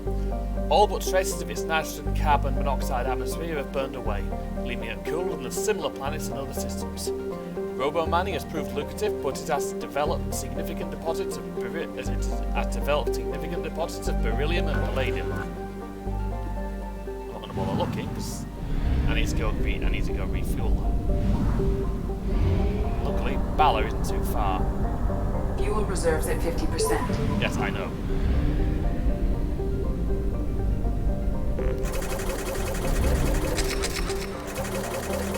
I've got a ton of money to refuel with, at least.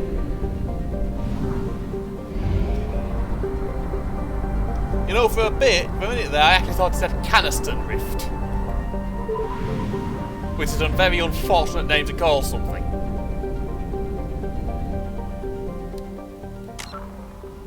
That.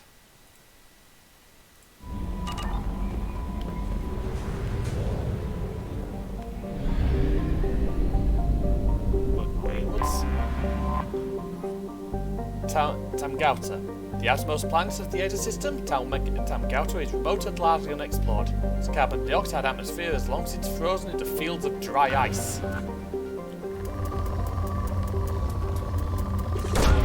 It's like going to a gig.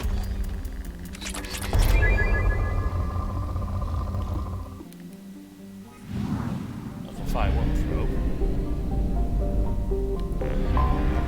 This one is Alformus. A hydrogen-helium gas giant, Alformus had its helium-3 refueling station destroyed in an attack by Grow Zero, an anti-population terrorist group that wanted no more immigration to Arvuna. A consortium of Arvuna-based corporations are currently rebuilding the stations. Alliance Advisory. Alformus is not considered vital to the stability of the ASO system. Civilians working on the helium-3 state platform should not expect Alliance military intervention in case of kidnapping or other violence. Oh, wonderful.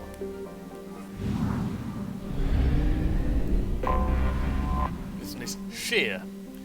A remote rock planet capped in ice, Sheer has been exploited by Arvunan corporations for its minerals. Home to gold veins, which are used in spaceship shielding as well as jewellery, and cobalt deposits used in high tensile alloys, Sheer shows no sign of being exhausted anytime soon. A light gravity helps keep the planetary exploitation process cheap. Not trying to be looking there either.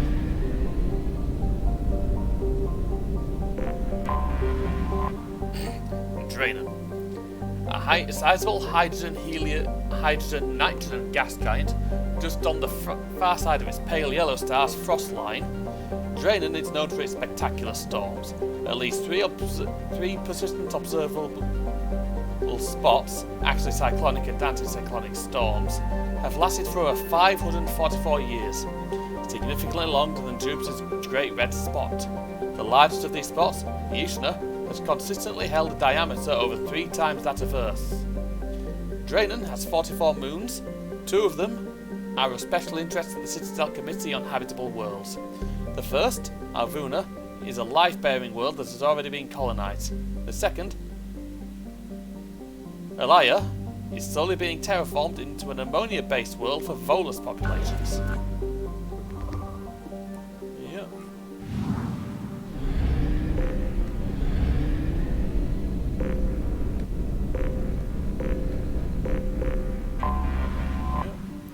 Agnan, a hothouse planet. Agnan's scorching clouds of methane and sulfur dioxide give the planet a pale green colour in visible light. The SO2 from volcanic activity rains down as sulfuric acid in the upper atmosphere, but this is boiled away before the liquid ever reaches the surface. Agnin's harsh environment has prevented exploration by anything except probes. So basically, we're not going there. One more. Sharsu is a dwarf planet that is believed to have been ejected from Agnin during a giant impact with another planet-sized body. At the time, Agnin had a magma ocean covering much of its surface and a liquid rock sprayed into space, where it coalesced and cooled over millions of years.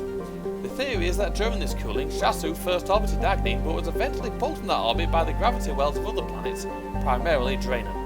Today, Sharsu is relatively temperate, with a light hydrogen-helium atmosphere, attracting spacers to use its atmosphere to refuel. Its crust composition is similar to Agnin, evident in its high sulfur content. There we are. And that is the entirety of this region of space explored. There's a few more to do. Back to Bala. I'm going to assume it's named after the demon.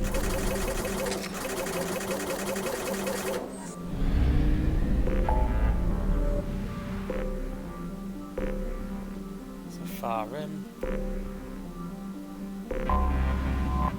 75% explore.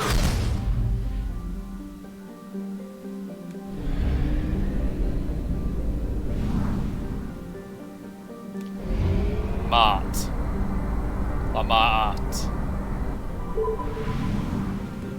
There's... What planet?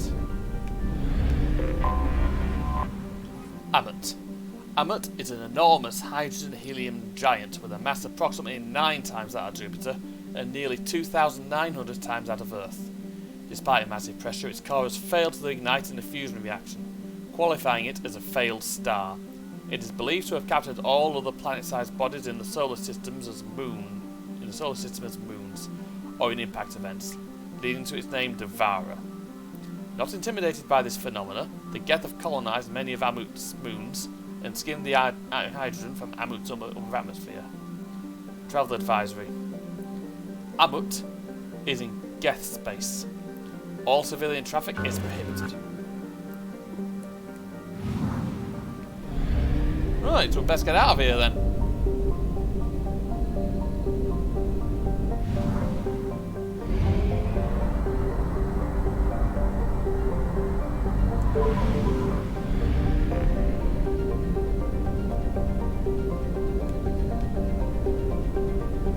There's another fuel station here. I'm not really surprised. It's a far in.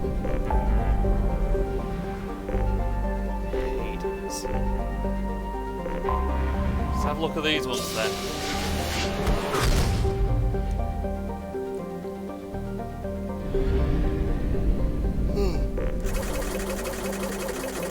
Sorry.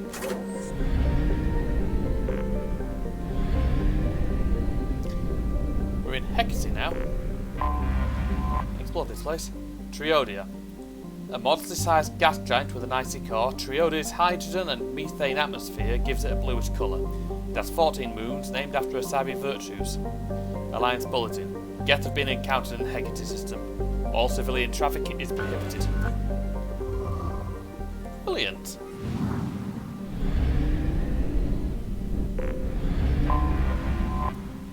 Care. A dry, desolate planet, Care is temperate but supports little life above the microscopic level. Its Earth-like temperatures and gravity make it an appealing place to build habitation hideaways, attracting Batarian slavers and criminals who can't afford more luxurious safe houses on other planets. Its forgiving nitrogen-helium atmosphere makes EVAs possible with a minimal amount of equipment. A breathing mask and warm clothing is usually sufficient. Mining and other legitimate activities are few and far between on Care. The planet's crust is largely free of precious metals, instead producing kilometres upon kilometres of dolomitic limestone, calcite and gypsum.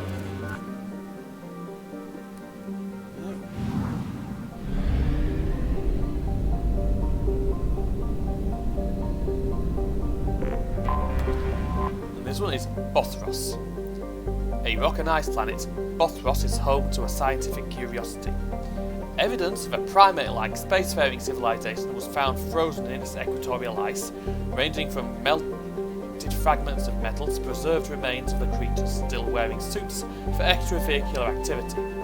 Further exploration revealed that their habitation centers were very prized by orbital bombardments from railgun-like weapons, hitting with a force of approximately 120 kilotons of TNT.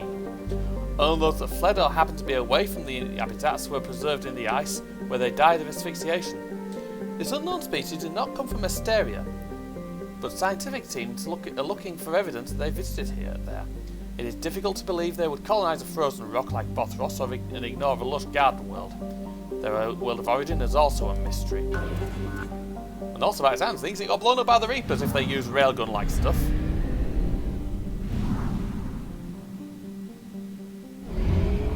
Let's head to Pamiat. There's 2 planets here. Patsiev, a rock planet. Bobros.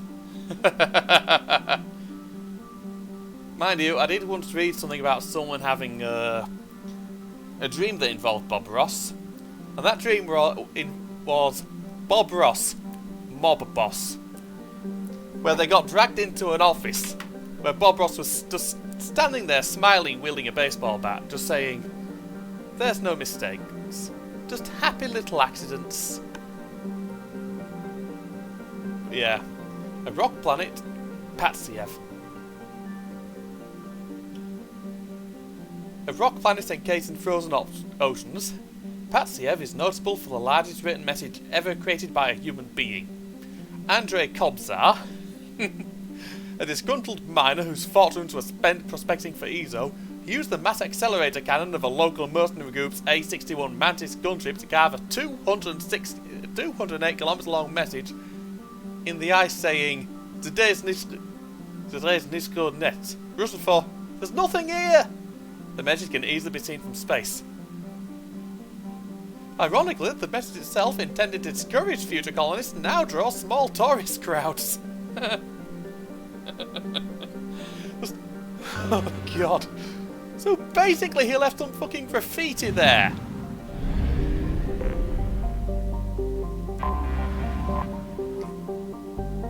Dobrovolsky, another near-Earth-sized rock planet without much atmosphere to speak of.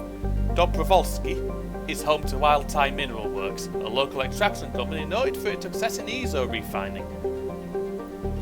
Yeah, he does have quite a dry sense of humour at times. The planet itself provides aluminium for local fabricators, which are churning out habitats at an astonishing rate for a system that has no garden planets. With its source supply coming all the way up from the Sheol system, Dobrovolsky is held up as the proof in the miners' cliche, where there's Ezo, there's an economy. Right then. Volkov. A dwarf planet, Volkov has a thick atmosphere of nitrogen and krypton. Home to a thriving iridium mining community, Volkov's reputation is summed up as rich but dangerous. Pirates often lurk behind Volkov's 2 moonlets, Zenoviva and Elena, and crippled freighters leaving the atmosphere. To make matters worse, Volkov sits in the Kazov belt, a field of asteroids and other small bodies, which leads to frequent meteor strikes on the planet. Meteor-related casualties remain rare, but on Volkov, the chances of such death are high enough that they are factored into insurance premiums. Oh, brilliant! So don't move to Volkov.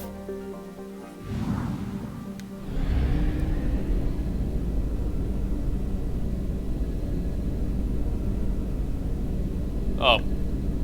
Just noticed that. Komarov.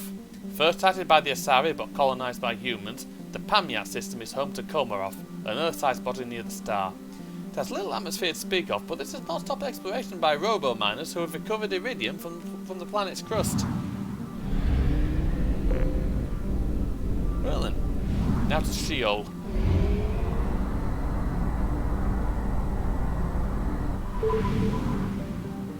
There's one planet.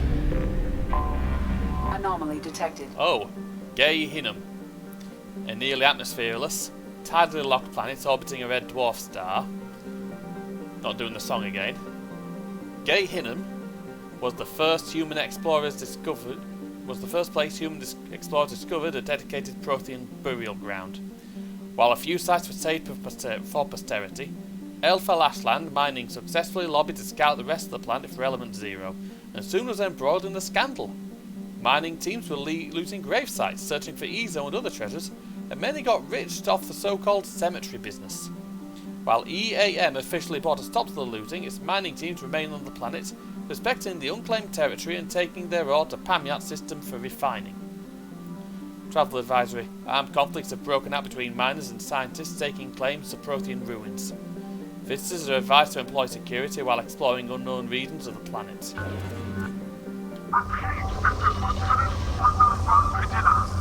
of the scout ship Cyanid. Request immediate assistance. Repeat, this is Lieutenant Forzan von Vidina. Pilot of the scout ship Cyanid. Something on our sensors. Yep.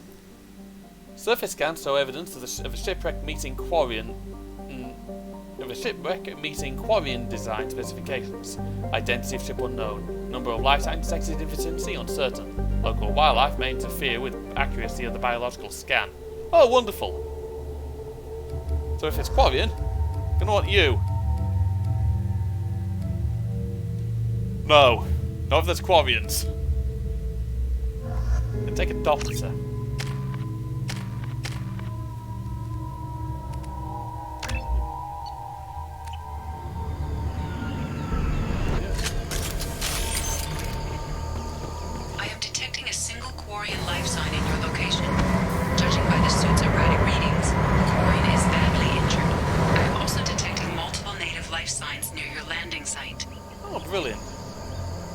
Pilot's record.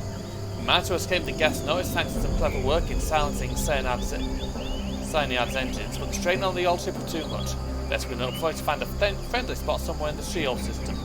Our reports show that that isn't extremely likely. We were nervous to be scouting this close to the Perseus Veil, and we were right to be. At this point I'm afraid we might never see the fleet again. With everything in the Cyanide has been through,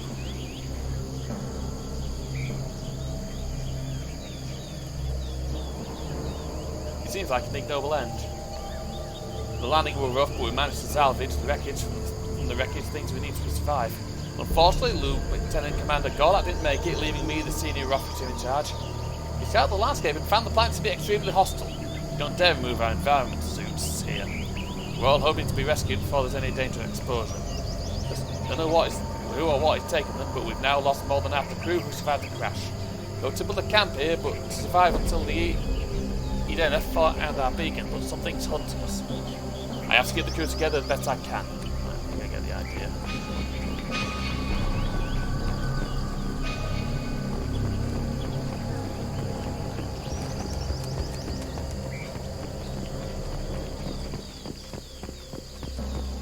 Right, so something's after them.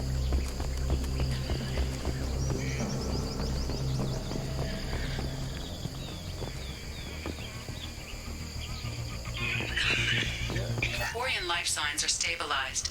I recommend securing the area in preparation for shuttle extraction. Ambush.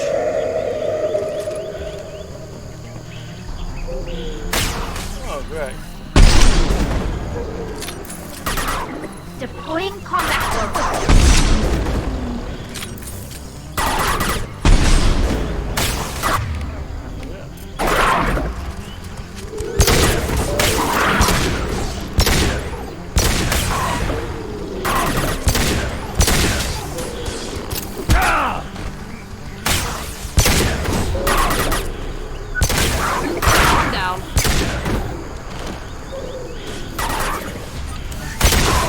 Difficult.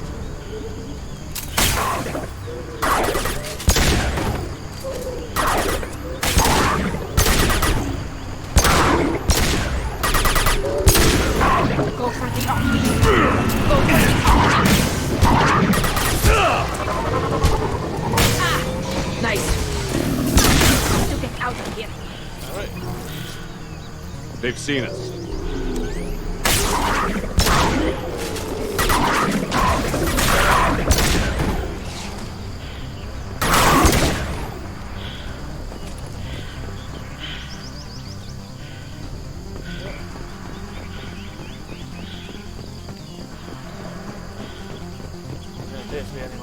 appear to be anything worth looting.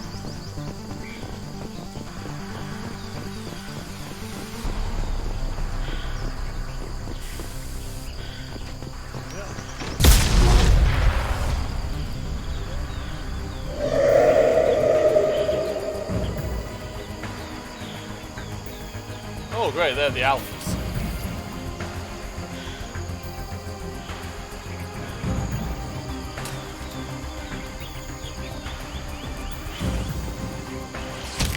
Oh, nice. Coordinates received. Udina inbound for pickup. You've done us a great service. Expect to hear from the captain. Basically, the captain's like, well, thank you.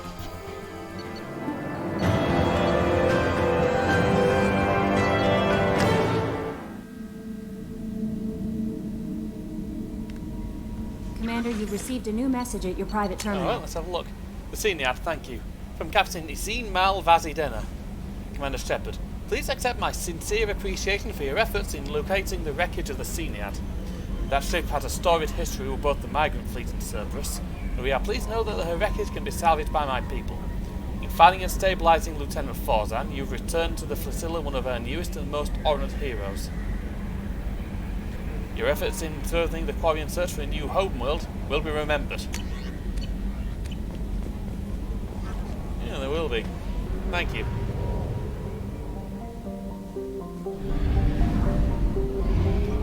We're now back to Hecate.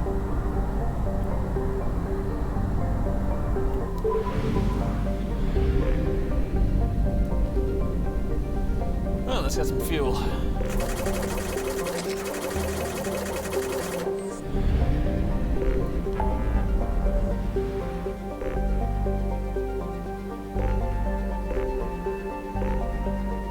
Basically, this is one last bit to explore.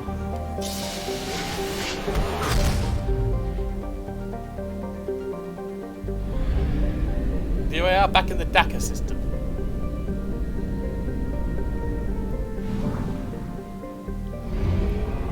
Both these two places are pretty much next to each other. Oh! Well, that thing's gonna go bang. Nerissa is an unremarkable methane ammonia ice giant with a small family of icy moons.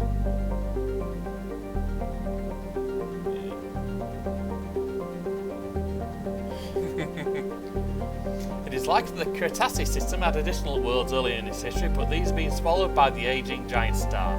Cretaceous is an elderly metal-poor population 2 star, broadly similar to Arcturus. Unless the plate's done. Now to Calabria.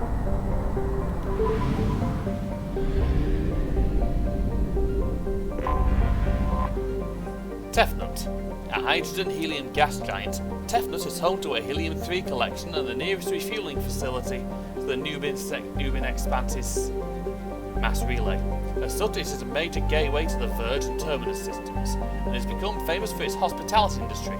Tefnut's motto is known throughout the galaxy: like home, only better.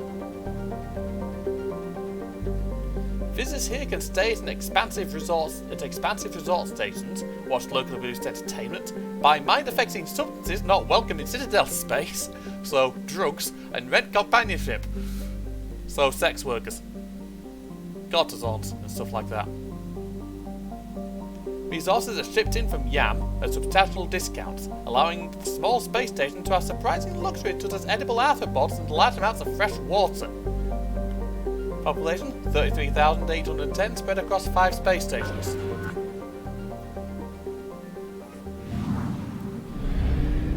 And this one. Yam. With over 90% of its surface covered in oceans, Yam is a habitable nitrogen-oxygen world, but its extremes can be quite hostile to sapient life.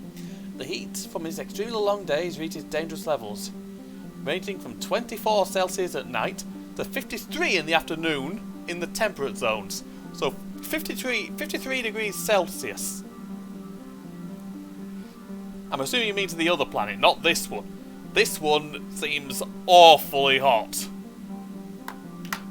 And you've said something. Hold on.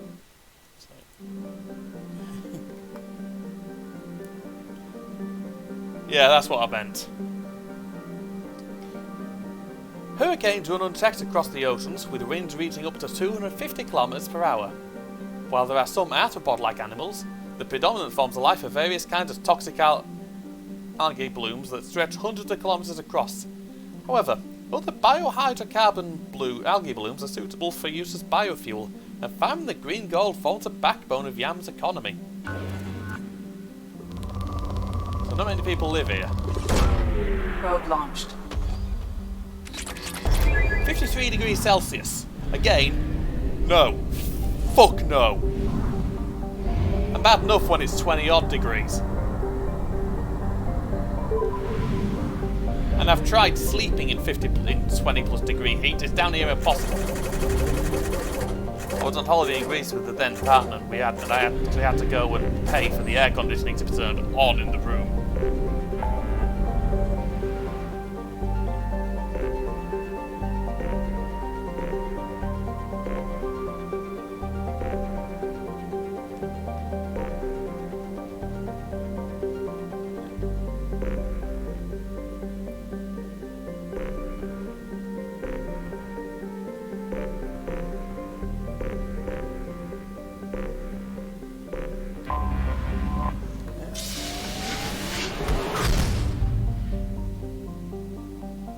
How soon? I've done this bit.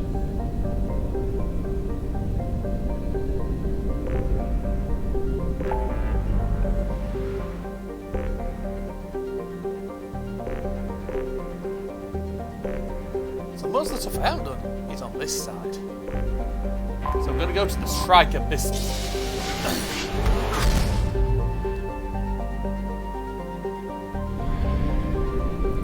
Say sharp.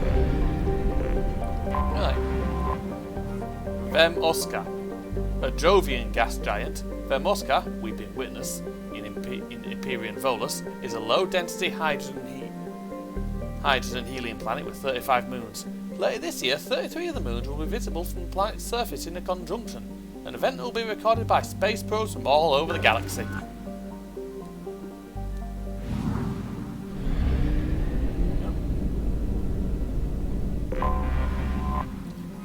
Tasal Neem, the sister tragedy to the extinction event on Aphros. Tasal Neem was the rarest of jewels, a second garden planet within the same life zone as Aphros. Not as old as its sister planet, its fossil evidence indicates it was home to an abundant invertebrate sea life. However, similar craters to those on Aphros created a dust cloud that killed 99% of biota on the planet. The even spacing of the craters indicates a coordinated simultaneous attack from points around the globe, rather than an asteroid collision or supervolcanic scenario. So we got attacked.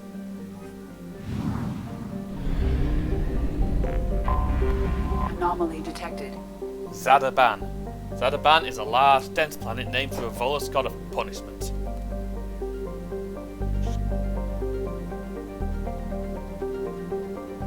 Its crust is rich in uranium, eroded by wind to create large radioactive dust storms across its surface. The Volus of Talisphere have explored the planet thoroughly with space probes and telepresent robo-mining machines and discovered they are not the first to exploit the planet. Plastics from a mining station approximately 50,000 years old can be found near the planet's equator. Curiously, the mines nearby were not tapped out of uranium ore. They were instead abandoned at the height of their operation. I have detected an anomaly. Yeah. It's basically colony founded 2154, population 22,500 in orbital stations, and there's no capital, but the largest station is Dolo Station. Get them back to work. The boss will murder us if those weapons aren't ready. Get them back to work. The boss will murder us if those weapons aren't ready. Get them back to work. I have found something. Anomaly detected. Scans show a crude base established on the planet's surface. Communications match known blood pact mercenary protocols. Numerous life signs matching Vulture genealogy detected. The base's material resources match our data on weapons manufacturing components. Right then!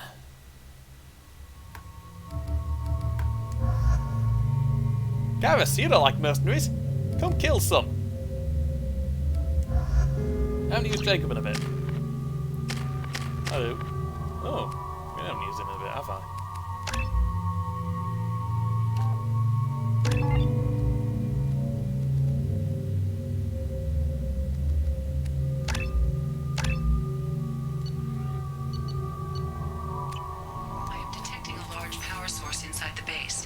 Probable that destroying it would disrupt the entire facility. Oh, good. Kalusk. Get your resources when they're good and ready. You want to come man this rock yourself? Everything will be ready for the attack. If you'd got me the additional vault I asked for, it would have been done by now. Solomon.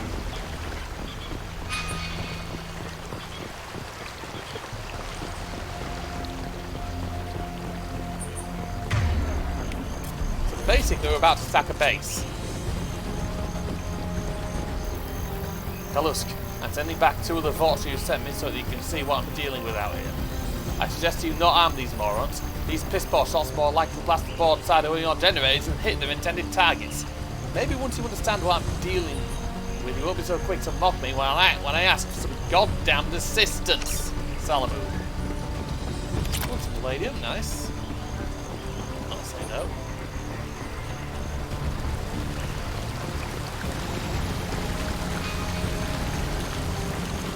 Hostile! Scratch one!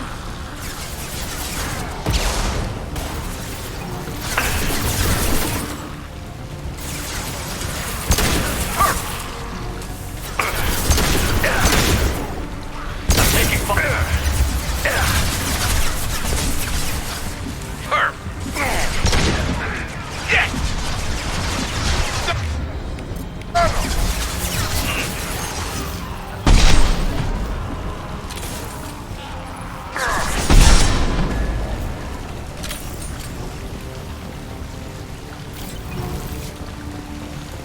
Jeez, he got down there fucking quick, didn't he?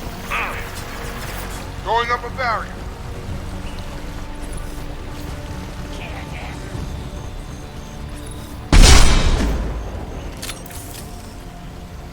Well, they got blown up.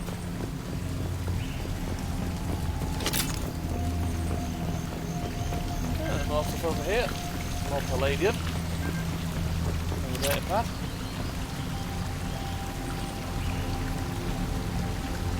Kalusk, some of my vaults have gone missing. I need more if you expect us to get this work done on schedule. Don't care how you get them. Ask Garm for his extras. He has to have some cast-offs that are good enough for mining duty. Yeah. Probably not.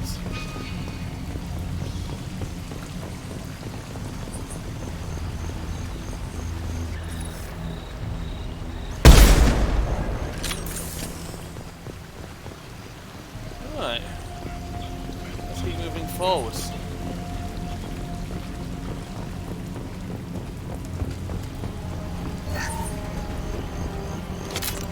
Incoming!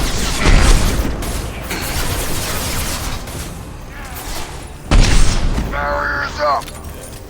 Target down!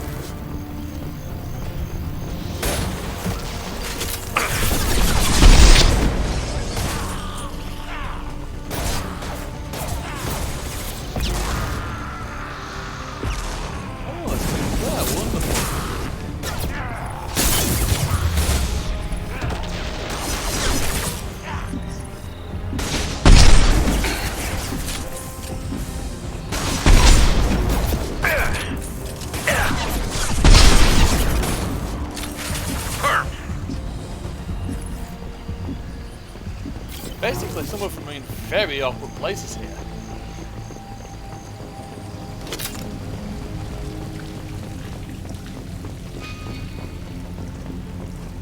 See if there's anything along here. No, there isn't.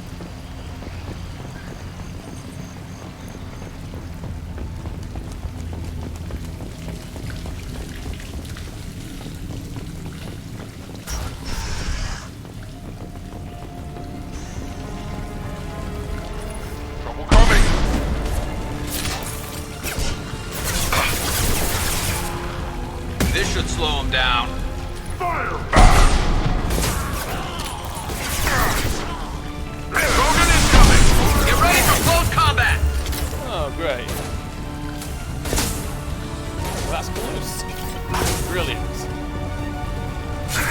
carry. Missed. Fire!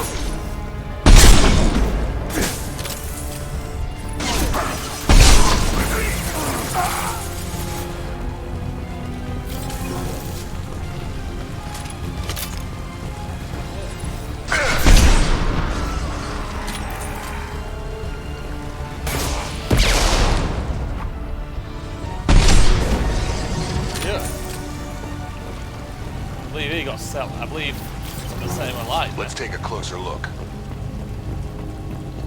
Move. There's like something a little more palladium.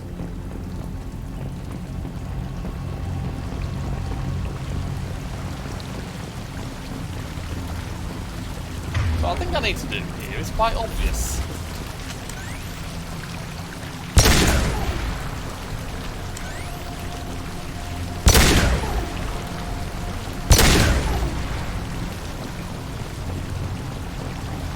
Last but not least, get you two the fuck out of the way.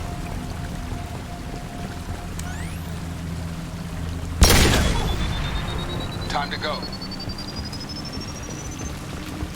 Move, move, move, move. This might be useful. Yeah. Oh. My confusion. Use computers to build this and they might not. Oh. This isn't you.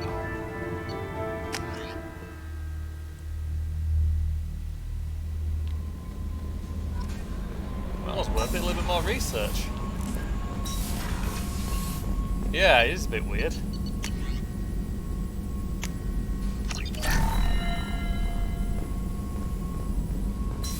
Yep. No messages for you, Commander. Yep. It's the last one to explore here.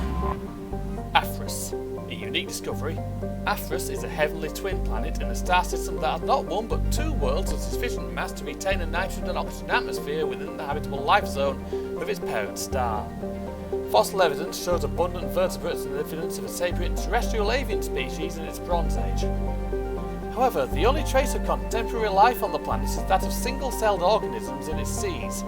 All else has suffered from an extinction event, a series of massive impacts that vaporized vast quantities of water and lofted dust into its atmosphere. Early theories this event was a collision with a fragmented asteroid have now been discounted. The impact craters were aimed directly at habitation centres. Lovely.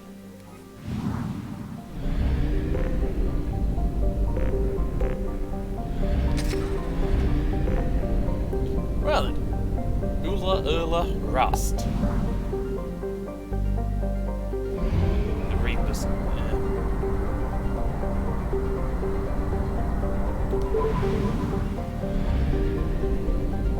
Three planets in this one then. Let's have a look. Bovis Tor. Named the Shining Sea in an old Volus language. Bovis Tor is so named for its boiling surface rich in glowing hot alumina.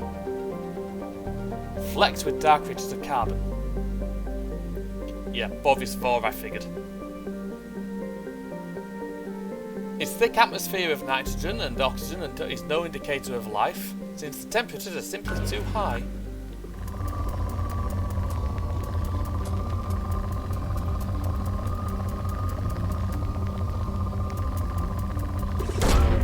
Rope away. A couple of these out.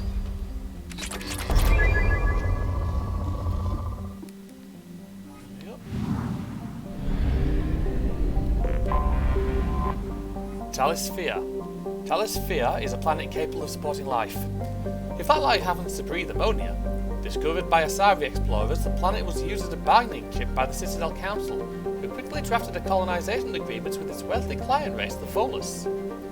The Council would fund the Volus colonization effort in return for massive trade benefits.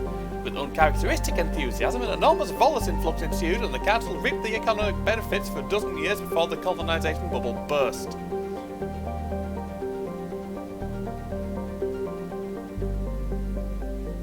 Today, the economic good times on Talisphere are long gone, and modern Volus businesses are cutthroat operations. Piracy is a grave threat to shipping, as well-armed criminals see the Volus as easy prey. Also, it's very well populated, 3,800,000,000. Jeez.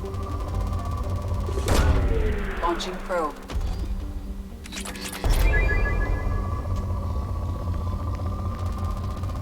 I'll just get a couple of spikes out of it.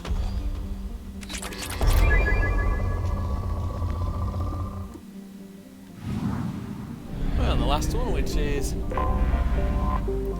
Dozer Tab, an ice giant. Dozer Tab Sky Warden has a bluish change from its hydrogen methane atmosphere. Its axial tilt causes its seasons to vary wildly in temperature. Well then.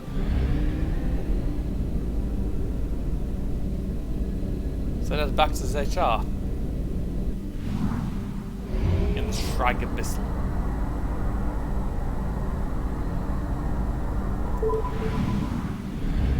Right. To the fuel depot.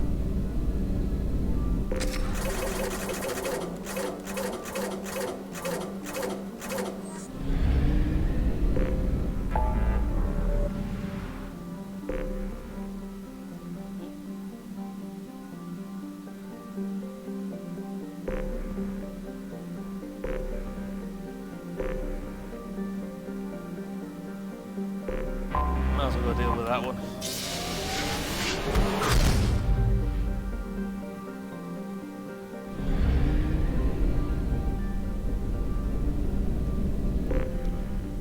Maybe to Liam first, see if there's anything I can buy.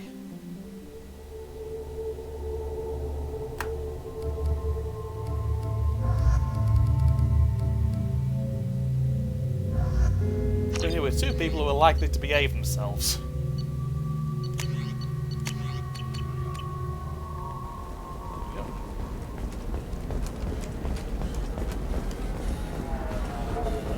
Trading floor, let's have a look around. Alien sees many human refugees, terminus orphans, and former slaves abandoned by Batarian raiders. For many, the adjustment is difficult, but one man, Conrad Werner, wants to help.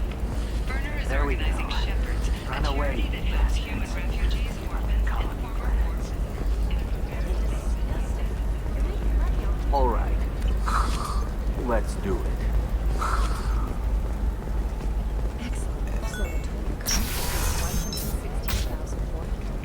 Coming up later today, we release our annual list of Ilium's 10 richest people from heaven's still brightest starry blue, or have the bolus suddenly roll to the top. And don't miss our look at the fashion faux pas at the Commerce Awards held last week. All this and more on I do quite like it here. That's why you need an Omni-Gel programming solution that works. Whether constructing single-use equipment or breaking Trust me, the goods coming in from the Terminus systems are great for business. I don't know. Some of them seem dangerous. What about you? Going to try and make it as a commando? I don't mind it too much. What about a fish? There are various She some loves the things I garden. hate, some things We I could add a like. pond. She doesn't need a fish, Dad. I know. I was here to get one of those last Okay, things. listen, give Thax a full refund. Do you hear me? He knows. I don't know how. It doesn't matter. Credit him a full refund now. And then get your ass someplace safe. Leave me alone. I can't talk to anybody. But see, For example, you know that new drug, the one that causes permanent neural scarring? That's horrible. There's a 12-page contract for shipping, then a waiver for use. It's not. I charge Ionic neural itching, is it? I've tried everything. Don't let anyone. The same thing. Eternigel cleared it right up. Eternigel.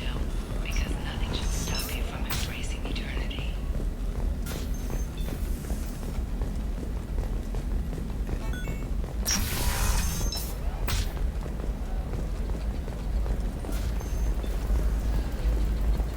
I spent the last 2 years here. I had a purpose, a goal. Now that I've accomplished it, something occurs to me. In all that time, I never looked at the horizon. It is spectacular. there are various things I like about this place. I don't like. You should try it my way. I Look don't at like how the wind's slavery. blowing. Oh, the indentured servitude. Tired of training employees only to lose them to your competitors? Perhaps IndentureTech can help. The leading provider of cutting-edge indentured service. IndentureTech can Indentured service, i.e., fucking slavery.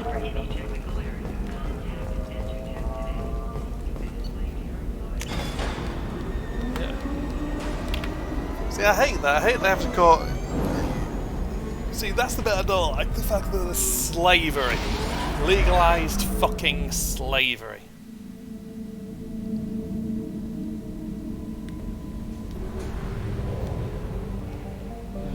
Let's have a look around this world, this bit of the universe then.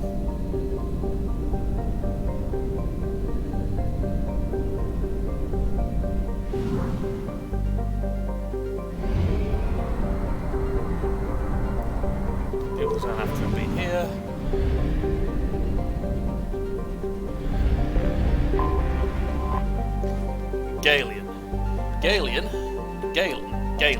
Galen is surrounded by an extensive ring system. The inner rings are composed of pulverized nano-manufactured carbon minerals, thought to be the remains of an Athena helium-3 mining infrastructure. The few pieces of large debris found indicate a materials technology at least equal to the current galactic state-of-the-art. The outer rings consist of water ice, silicate dust, and the odd bit of rock. Analysis of the debris often shows shock damage and evidence of rapid heating.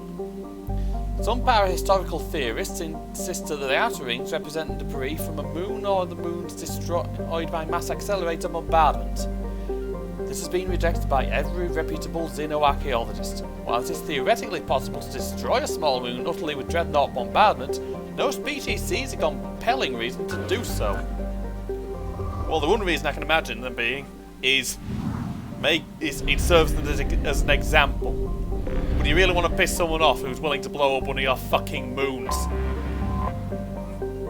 FO is a rocky world with an atmosphere of oxygen and carbon dioxide. There are large craters scattered across its surface, obviously from hypervelocity kinetic impactors. Stretching between these locations are the shattered remnants of magnetic levitation rail lines, which strongly suggest the craters represent the former locations of Artheni mining outposts or other settlements. The equatorial region contains an extensive network of canyons formed by the planet's abundant liquid water. Yep. Travel advisory. FO's atmosphere is approximately 41% carbon dioxide at sea level. This level is 4 to 6 times that necessary to render most species unconscious within a few minutes of breathing it. Breathing masks must be worn at all times when on the surface of FO. Basically, if I went here, I'd need a fucking... you need oxygen. Or you're gonna have a blackout. Nepima. Tidally locks the stars lean. Oh gee, this is a long one. Nepima has the expected hot pole and cold pole. Along the Terminator is a thin band of nearly habitable terrain. Unfortunately, the local biosphere is based on a chlorinated oxygen atmosphere. It is not sophisticated, but it has proven highly dangerous.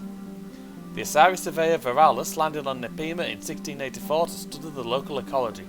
Unbeknownst to the crew, a handful of native chlorine-fixing microbes passed through the biohazard screaming and entered the ship.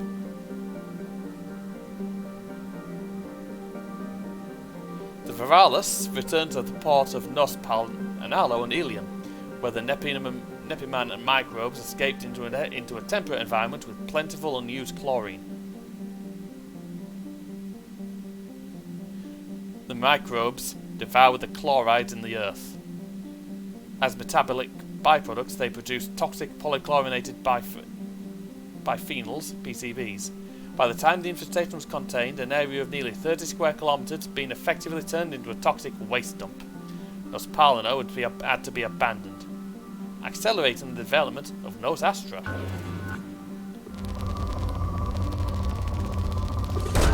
Double spike. Launched. Basically, don't visit this planet, it's a dump. Anomaly detected. Oh, Helim. Helim? Or Helheim? Is a post-garden world that once enjoyed an Earth-like oxygen nitrogen atmosphere.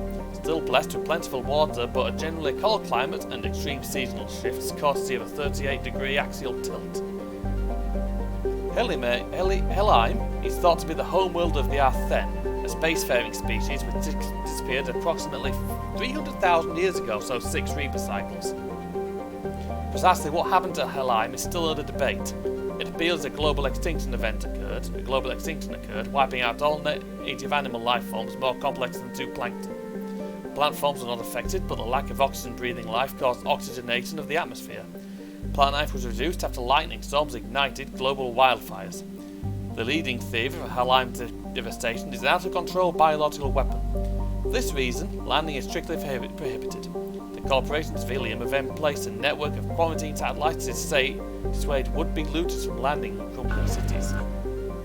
Detected in orbit. All units report to ready stations for possible anti-invasion protocol. Repeat. Unidentified ship detected in orbit. All units report to ready stations for possible anti-invasion protocol. Detected in orbit. All units report to ready stations for possible anti-invasion protocol. Repeat. I have found something. Alright. Anomaly detected. Mercenary activity detected inside a mining facility on planet's surface. Facility confirmed, registered to Eldfell Ashland Energy Corporation. Eclipse presence confirmed. Distress beacon powered down at site. Sensor detect multiple spacefaring vessel launches from facility. Right. Again, because it's mercs, and they're basically grave robbing, let's take two people who won't be happy with them for that.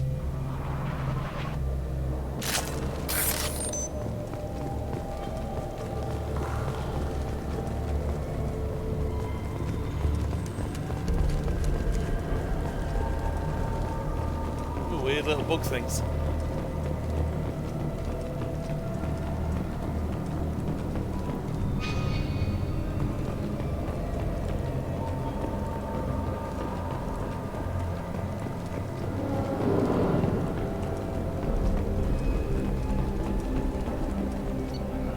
Shipping log. Cargo ship Terralon docked and received a large shipment of resources en route to facility in Dranak system. Terralon requested escort for the shipment, claiming pirate activity along the route. Oh, great.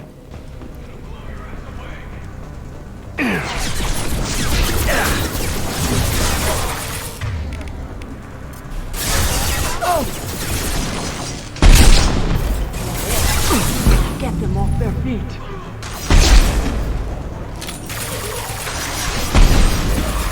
Scratch one! Yes!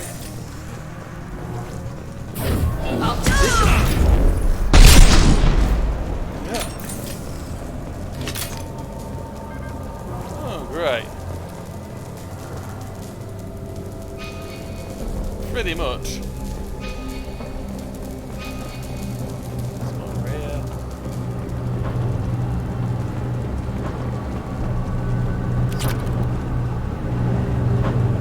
Like I said, I'm using she got hit with a bullet from an anti-material rifle. I don't care how elite you are, you ain't getting up from that shit.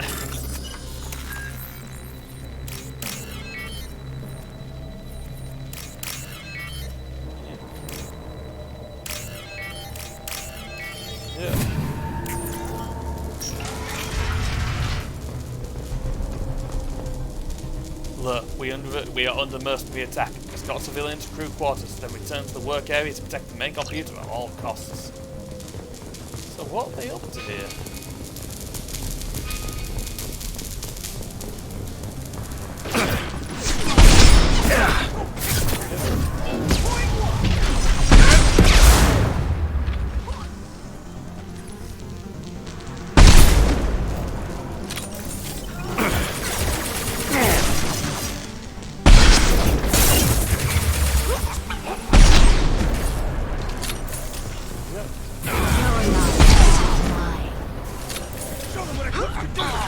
One less to worry about.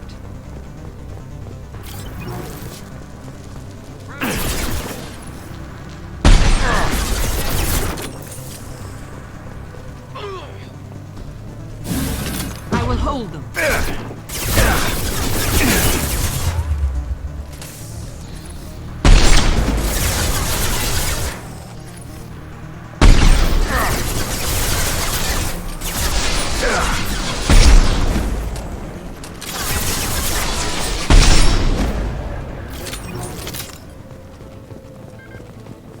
Basically, they just got annihilated.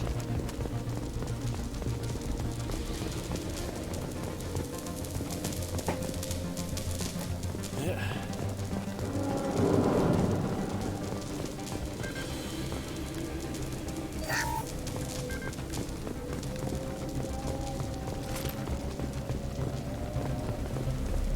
I don't think I've got the Geth Widow, have I?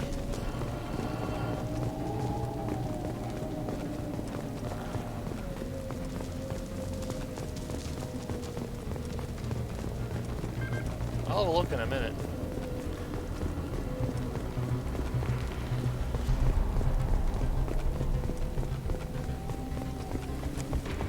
Oh, some more on this at least.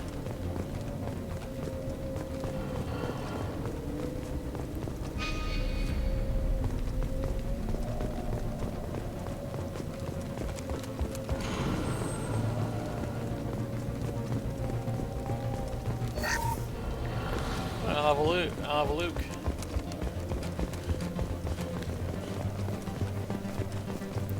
Itchy arm.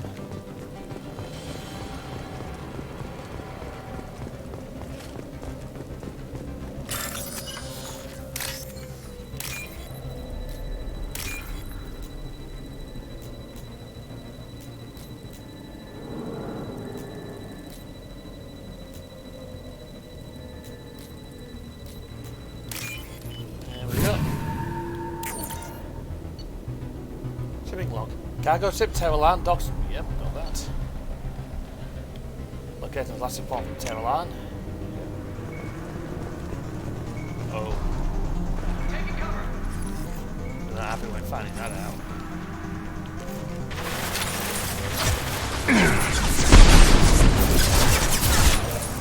Put them where we need them.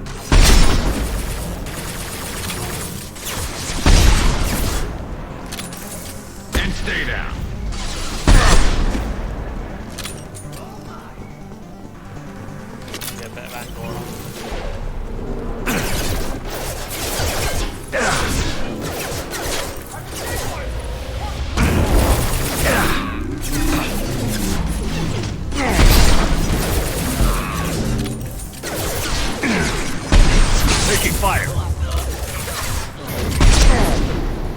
Firing a high-impact shot.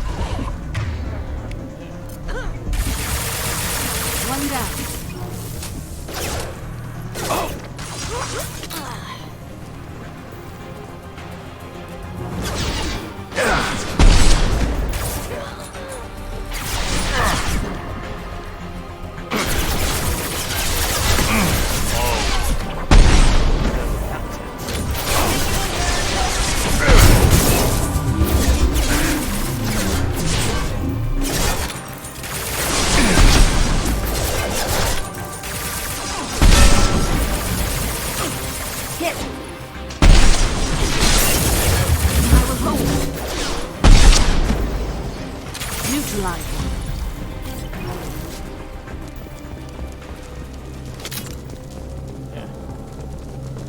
Well, what's left of him at least.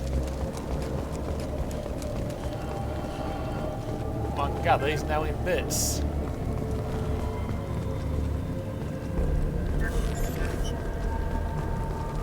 Let's move this way.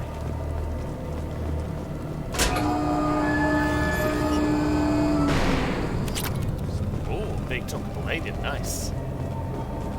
Yep, Volian. Yep. Decrypted data is incomplete. Further details are required to trace the terror. Data has been sent to servers for further analysis. Yep. That's the Normandy. Yep. 15,000 credits, nice.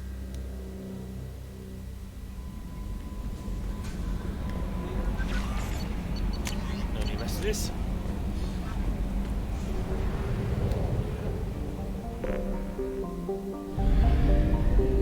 Yep, that was pretty great.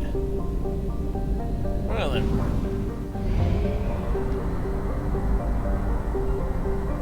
That's his arm. Jeez. This is a big system. Right. Zetic. A common methane ammonia gas giant. Zetic is best known for the infamous Calthor camp. Established on the ice moon of Jesus, Calthor was a Blue Sun's hostile environment training facility run by a cadre of former Batarian Special Intervention Unit operators. In 2168, a cluster-wide scandal broke out when it was revealed that the mortality rate of recruits sent to the camp might be as high as 18%. Investigation by Asari authorities based on Ilium uncovered group graves around the facility containing the remains of several hundred recruits dating back 2 decades. The camp was immediately closed and the remains sent back to their worlds of origin. An inquest by the Blue Suns found the battalion commandos had used harsh training methods. These were consistent with their own training to join the SIU. The battalions were exonerated, though Calthor was shut down, and they were reassigned to other units. As the Crescent Nebula is beyond the sphere of council law, no civil charges could be filed against the Blue Suns. Now, I'm going to have a look at that weapon then.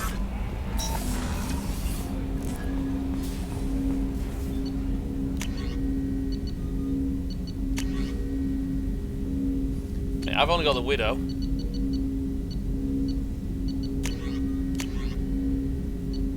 Oh! Legion's got it as well. That's what you meant, isn't it?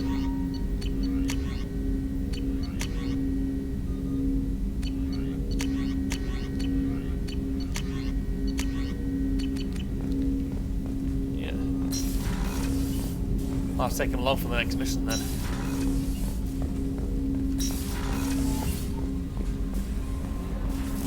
So basically, that's going to render us both dead. That's basically going to render him a fucking monster. Anomaly detected. Right, Tarith. Tarith is broadly Earth-like with a fatal flaw.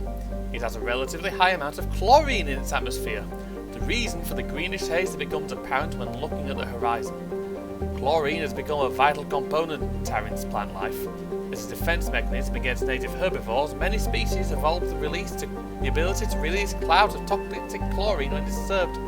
This gas is heavier than the atmospheric oxygen, tends to settle in low places. While avoidable, this has placed Tarith near the bottom of the list for colonization.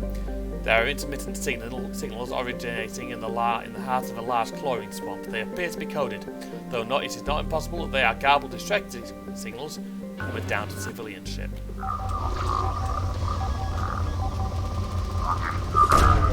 Probe away.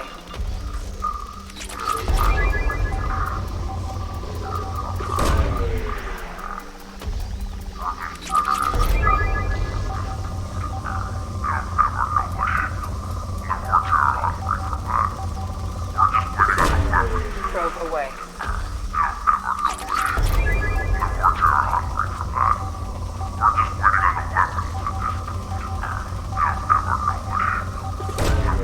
Launching probe.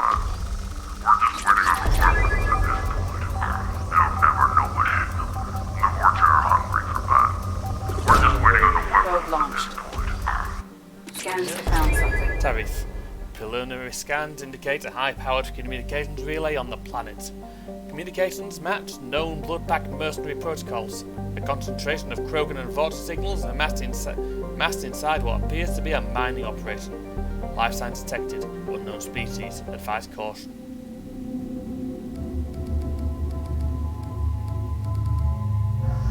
You going along then, Legion?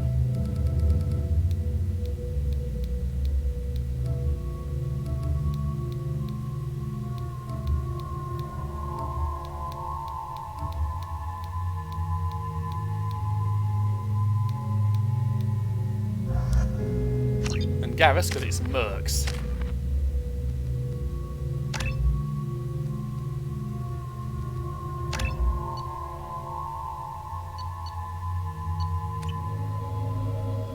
The fog on the planet's surface is interfering with your navigation. The nearby beacon towers may serve as a navigational contingency. Alright.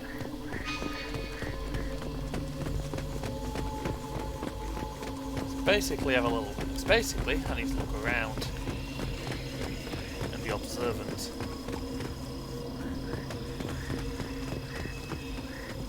Damn, what happened here? Nothing good. Attention all workers. Stop tipping away at this node. There's nothing left here to mine. Move on to the other sites now. Solomon.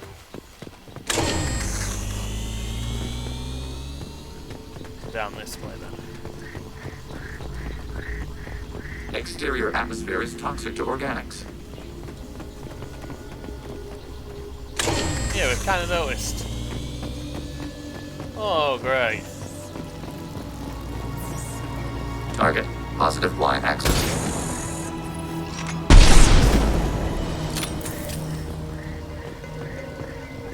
Oh, great.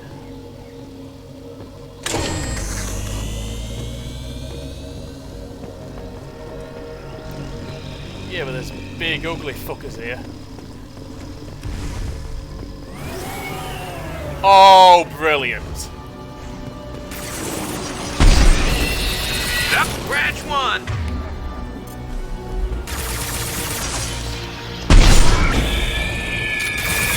Scratch one. Yeah. Ugh. Scratch one. Could have warned me it was gonna do that.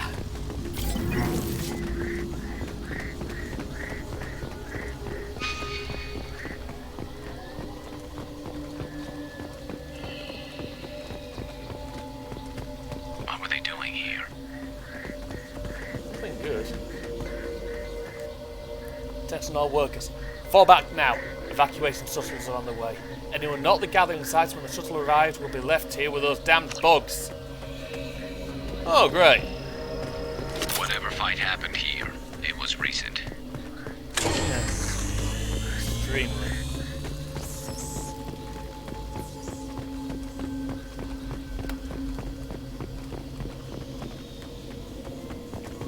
Oh, this tank is spectacular. That's not on my screen.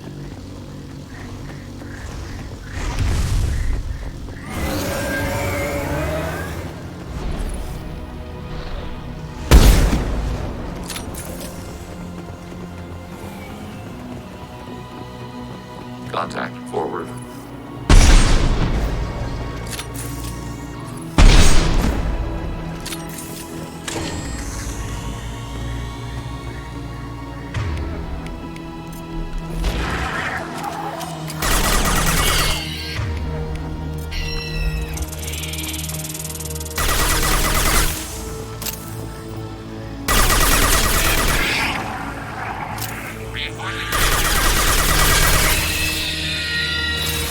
There we go.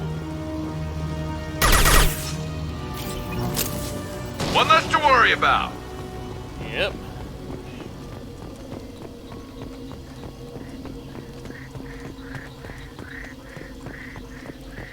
Data pad.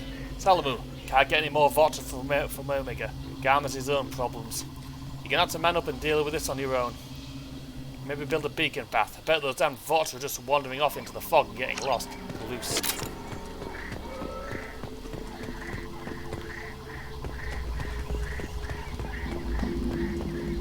Yeah, you're not kidding, he's got problems of his own. That problem is with me. Whatever's here is that over there.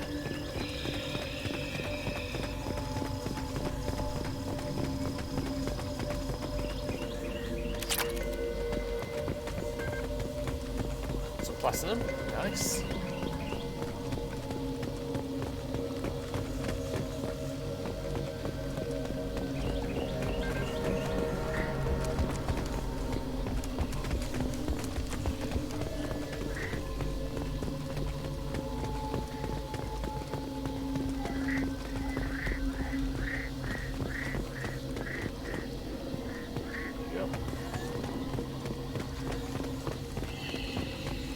Ah, now we're going uphill.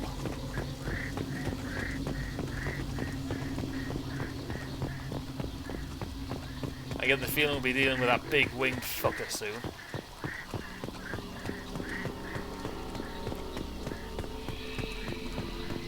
Oh. So along this way then. Down there.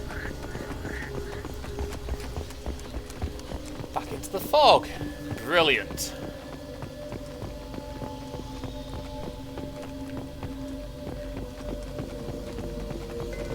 Oh, great. Contact forward.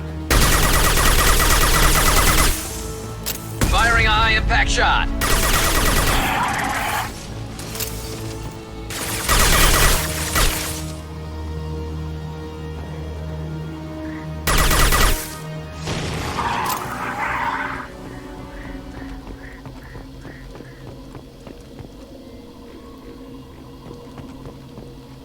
here then.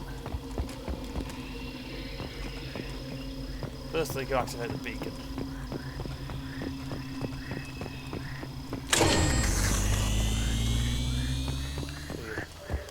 There's some...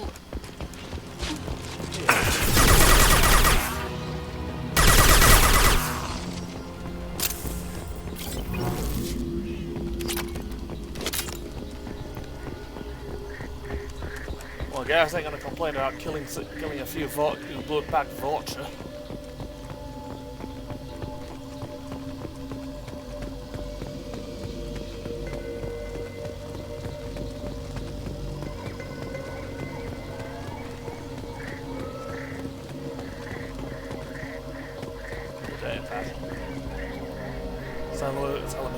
Where are the resources? You mining out there are standing around waiting for the vault to get smarter.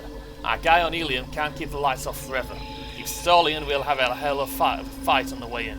That would make me really, really angry. But too late for that now.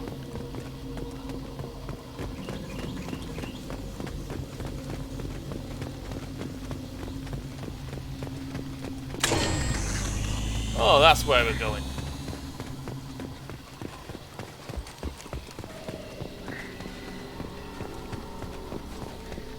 Oh, there's a firefight up there. Brilliant. Absolutely fucking brilliant.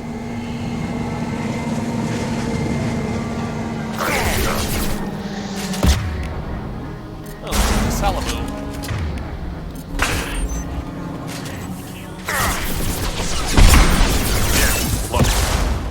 Prepare for short range under fire. Overclocking kinetic barrier system. You fool! No good idea to start a guy who's armed with that kind of fucking rifle. Holy shit. Sniper rifle neutralization.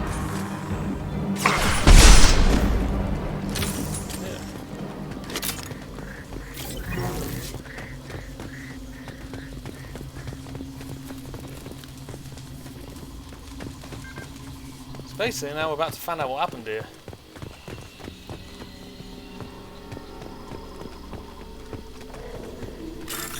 Yeah, bypass it then.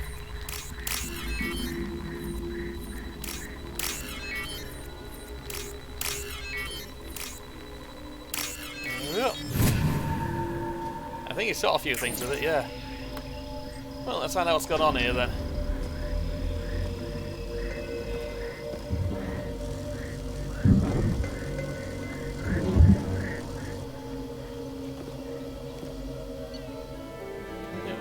As an unclassified hostile alien species. Oh, nice. So I can get more ammo for the damn thing.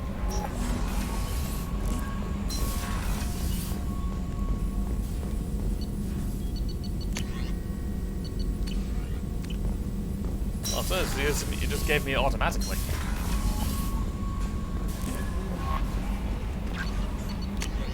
Messages.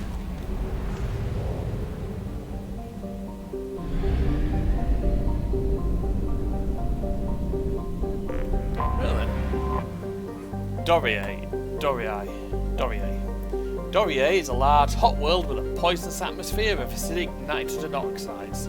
While the planet is too close to Luzerne for this to condense and fall as rain, this makes for the environment too hostile for forms of life more sophisticated than bacteria to evolve.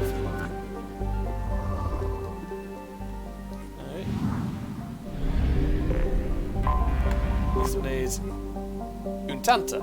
Untanta is remarkably close to Earth. Its orbital distance is similar, and while slightly larger, its reduced density yields similar mass, atmospheric pressure, and gravity. There the similarities end, for Luzerne is a hot F-class F-star, emitting over 8 times the energy of Sol. Untanta is a parched wasteland. Its water long since boiled away into its nitrogen carbon dioxide atmosphere.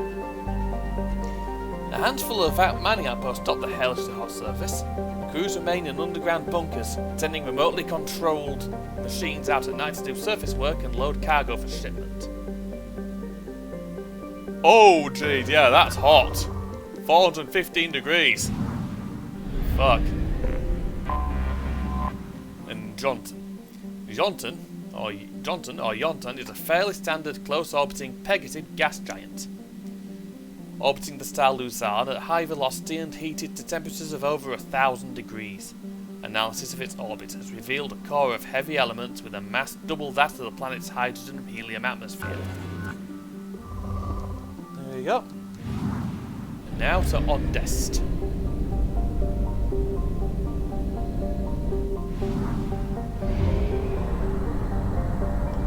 There I can go back to sail.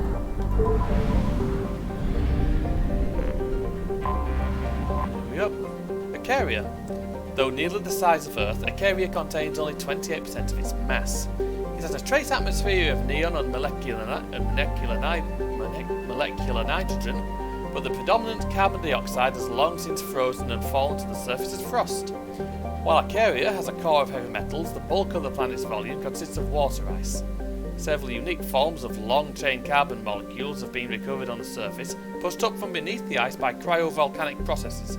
A carrier has a large rocky moon, compositionally similar to Luna. Might as well get some flying. away.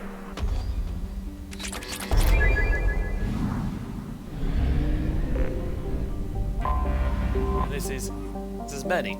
Cold, dim and shrouded by a methane-ammonia atmosphere, Zesmeni has nevertheless attracted development by Asari mining concerns and service military industries. There are significant loads of valuable light metals present, including titanium and lithium. Titanium is the primary material used in mass accelerator slugs, and lithium is used in the military-grade droplet heat radiators used aboard warships.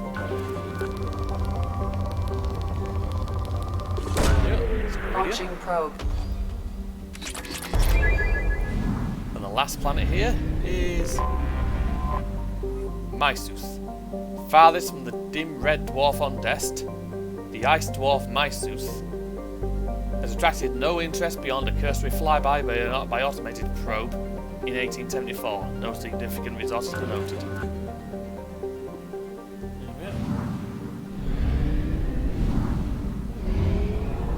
Back this way then. We have used half our fuel. Yeah, I'll refuel when I get back here. There we go.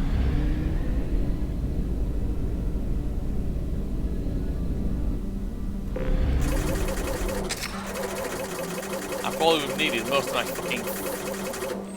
I probably would have used the better part of all my fuel getting there and back, yeah.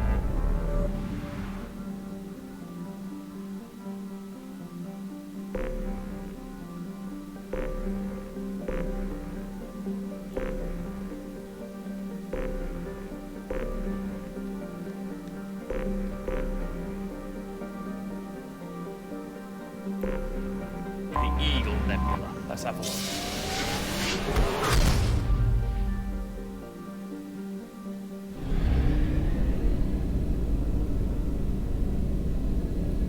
I haven't really looked at anything in this planet, in this system, I mean.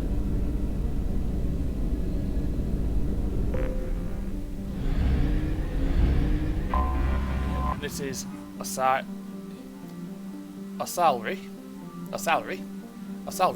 Covus Solarian. Fire Maiden is a boiling hot dwarf planet close to the G-class star Ymir. Too hot for lucrative exploitation, its only satellite is defunct solar arrays destroyed by pirates long ago. Not gonna bother.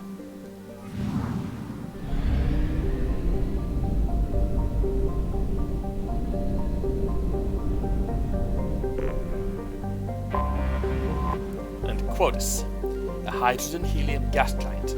Quodus is used by countless spaceships to discharge their drive cores after coming into the system. Commercial vessels restock on their supplies of helium-3 from one of its many orbital platforms. Travel advisory: piracy at helium-3 refueling station is common in the Ymir system. Visitors are encouraged to use the escorts provided by the Corliss security fleet to and from the system's mass relay. To prevent escort fraud, always ask for identification from the escort ships and compare them to those found on Corliss security fleet's extranet sites. Alright. Basically, this place is quite big. I'll start at Strabo and fly my way around.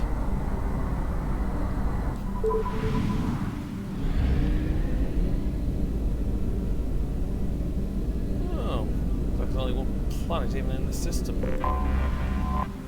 Antigar.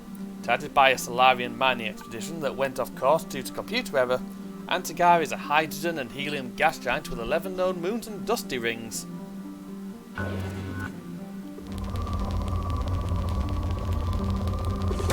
That's a lot. Probe launched.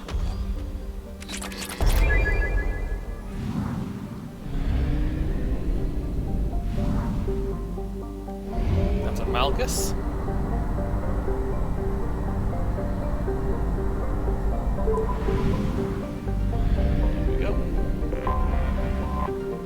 Flet.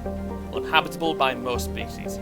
Flet is home to the Bloodpack's Vorta training and breeding grounds. The thick atmosphere is nearly all nitrogen and lacks oxygen, which poses no hazard to the Vorta. Needing little but imports of food and water, Vorta mercenaries and mercenaries to be trained religiously to overpower and kill whoever the company is at war with this time. Travel advisory. Flet's spaceports are wholly owned subsidiaries of the Bloodpack Mercenary Company. A corporation undergoing numerous criminal investigations and capital crimes. Civilian traffic to Flet is strongly discouraged. Here we go. Uzine. Named for one of many Krogan gods of vengeance, Uzine is a gas giant close enough to its orange sun that none of its moons are considered habitable. Its composition is largely hydrogen and methane, with trace amounts of xenon that the Krogan collects for use in ion drives.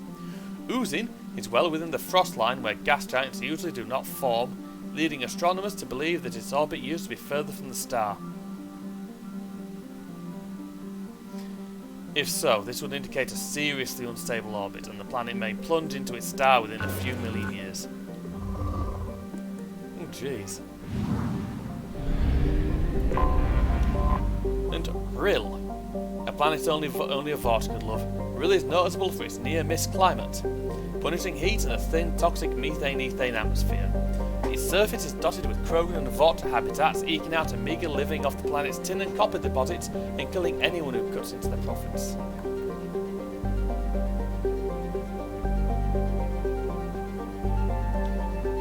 Travel advisory. Krogan can survive in the heat with the use of a breath mask. All other species require environmental suits to avoid heat exhaustion and burns. Liquid water can be found in large lakes on the surface. This can be used for thermoregulation, but it is not potable without processing. Alliance Bulletin. Large-scale gang warfare is a regular occurrence on Rill. Civilian travel is not advised. It's far too have to go here. And that's what. Now to Abu.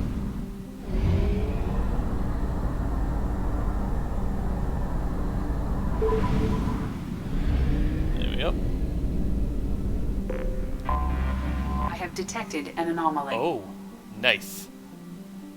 Cold and dry, Nath has a thin nitrogen atmosphere and vast salt flats at its equator, which is warm enough for liquid water to pool during the summer period. The revealed salt is collected and sold to sodium-poor planets for agricultural purposes. During the Yanher rebellions, Nath was a staging ground for eclipse ships, and was the site of their first defeat when enemy Nahezit surprised and routed them with superior force. Some wreckage from the battle can still be found on the planet today. General distress. Beacon process interrupted. Translation error. Status of system operator is not known. General distress. Probe away. Here we go. I have found something. Surface scans indicate wreckage of a merchant freighter, configuration unknown. Damage to ship catastrophic, detecting movement but no signs of organic life. Oh, brilliant, so I'm off.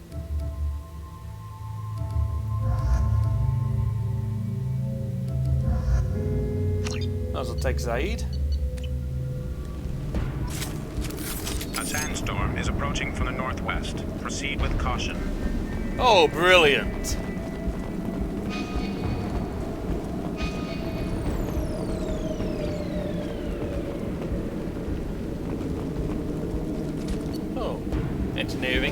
Engineering status compromised. Catastrophic damage to primary and secondary cores, element 0 exposure levels critical, fuel leaks throughout engineering deck.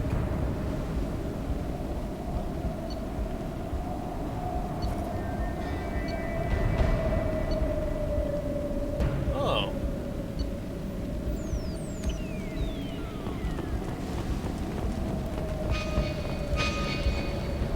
Basically, something really bad happened here, and the ship crashed. It seems like there was a contagion.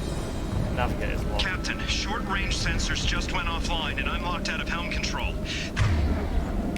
VI is reporting malfunctions all over the ship. That ain't good.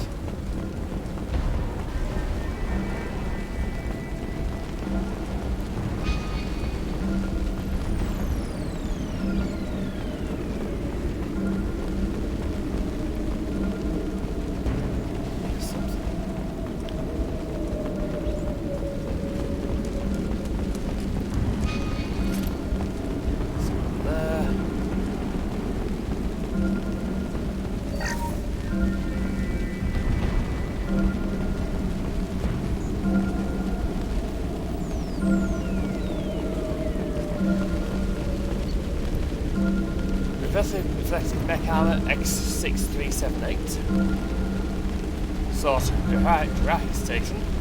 Detonating ERCS facility. 180 Loki mechs. And an Emir.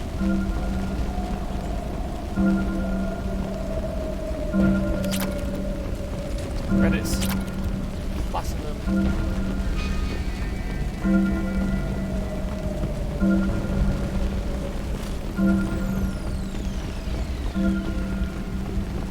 That's all something about an evacuation. There we go. That's what I saw it. Attention all hands. We are on a collision course and losing systems fast. Report to the escape pods immediately. This is not a drill. Oh. Yeah, that's very recent. Like within the last couple of hours of recent, it's still blazing out of control.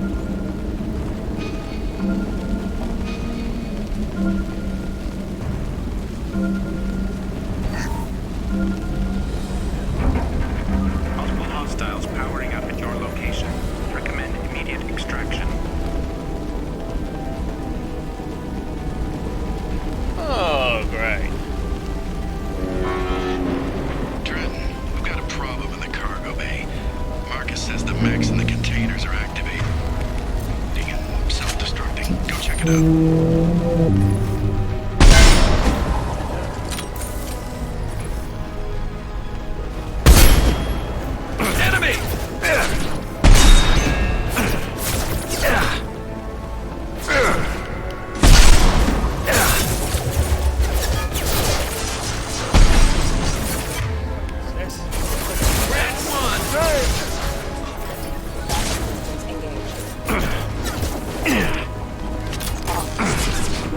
Sandstorm activity has reduced visibility to 90% for evacuation.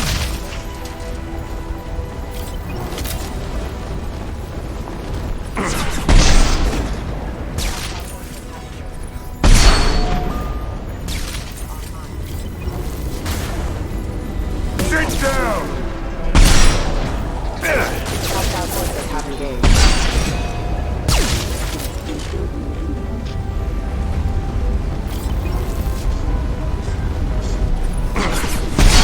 Oh, great in a mirror.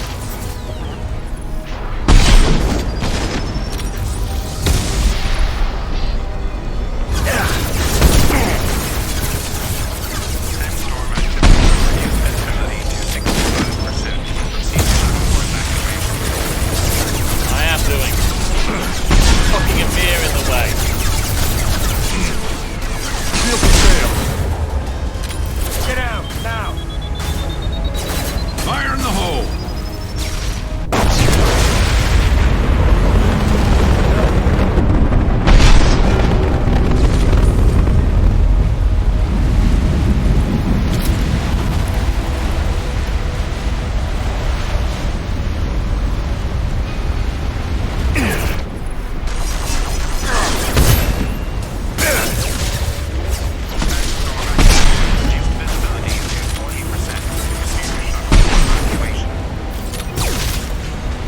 Yeah, believe me, we fucking noticed.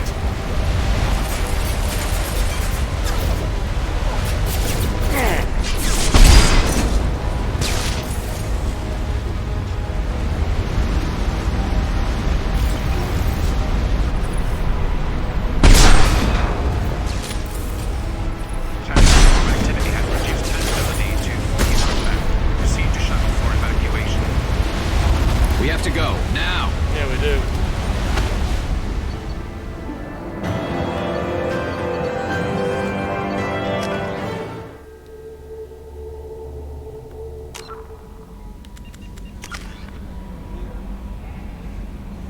Oh, great, so I kind of... Ah, so 30 is the max level on this. Commander, you've received a new message at your private terminal. Alright. MSV Corsica, last known docking coordinates. Information acquired. Location coordinates. Jarahi Station, Strabo System, Eagle Nebula. Data mining confirms the last reported location of merchant freighter MSV Corsica as the Jarahi Station in the Strabo System. Possibility exists that clues pertaining to the anomaly that caused the mass malfunction of the mechs aboard Corsica can be found aboard the Jarahi Station. Brilliant. And there a bit later on. Once we're done with this system at least. Sobek, a hydrogen-nitrogen gas giant believed to be an extrasolar capture,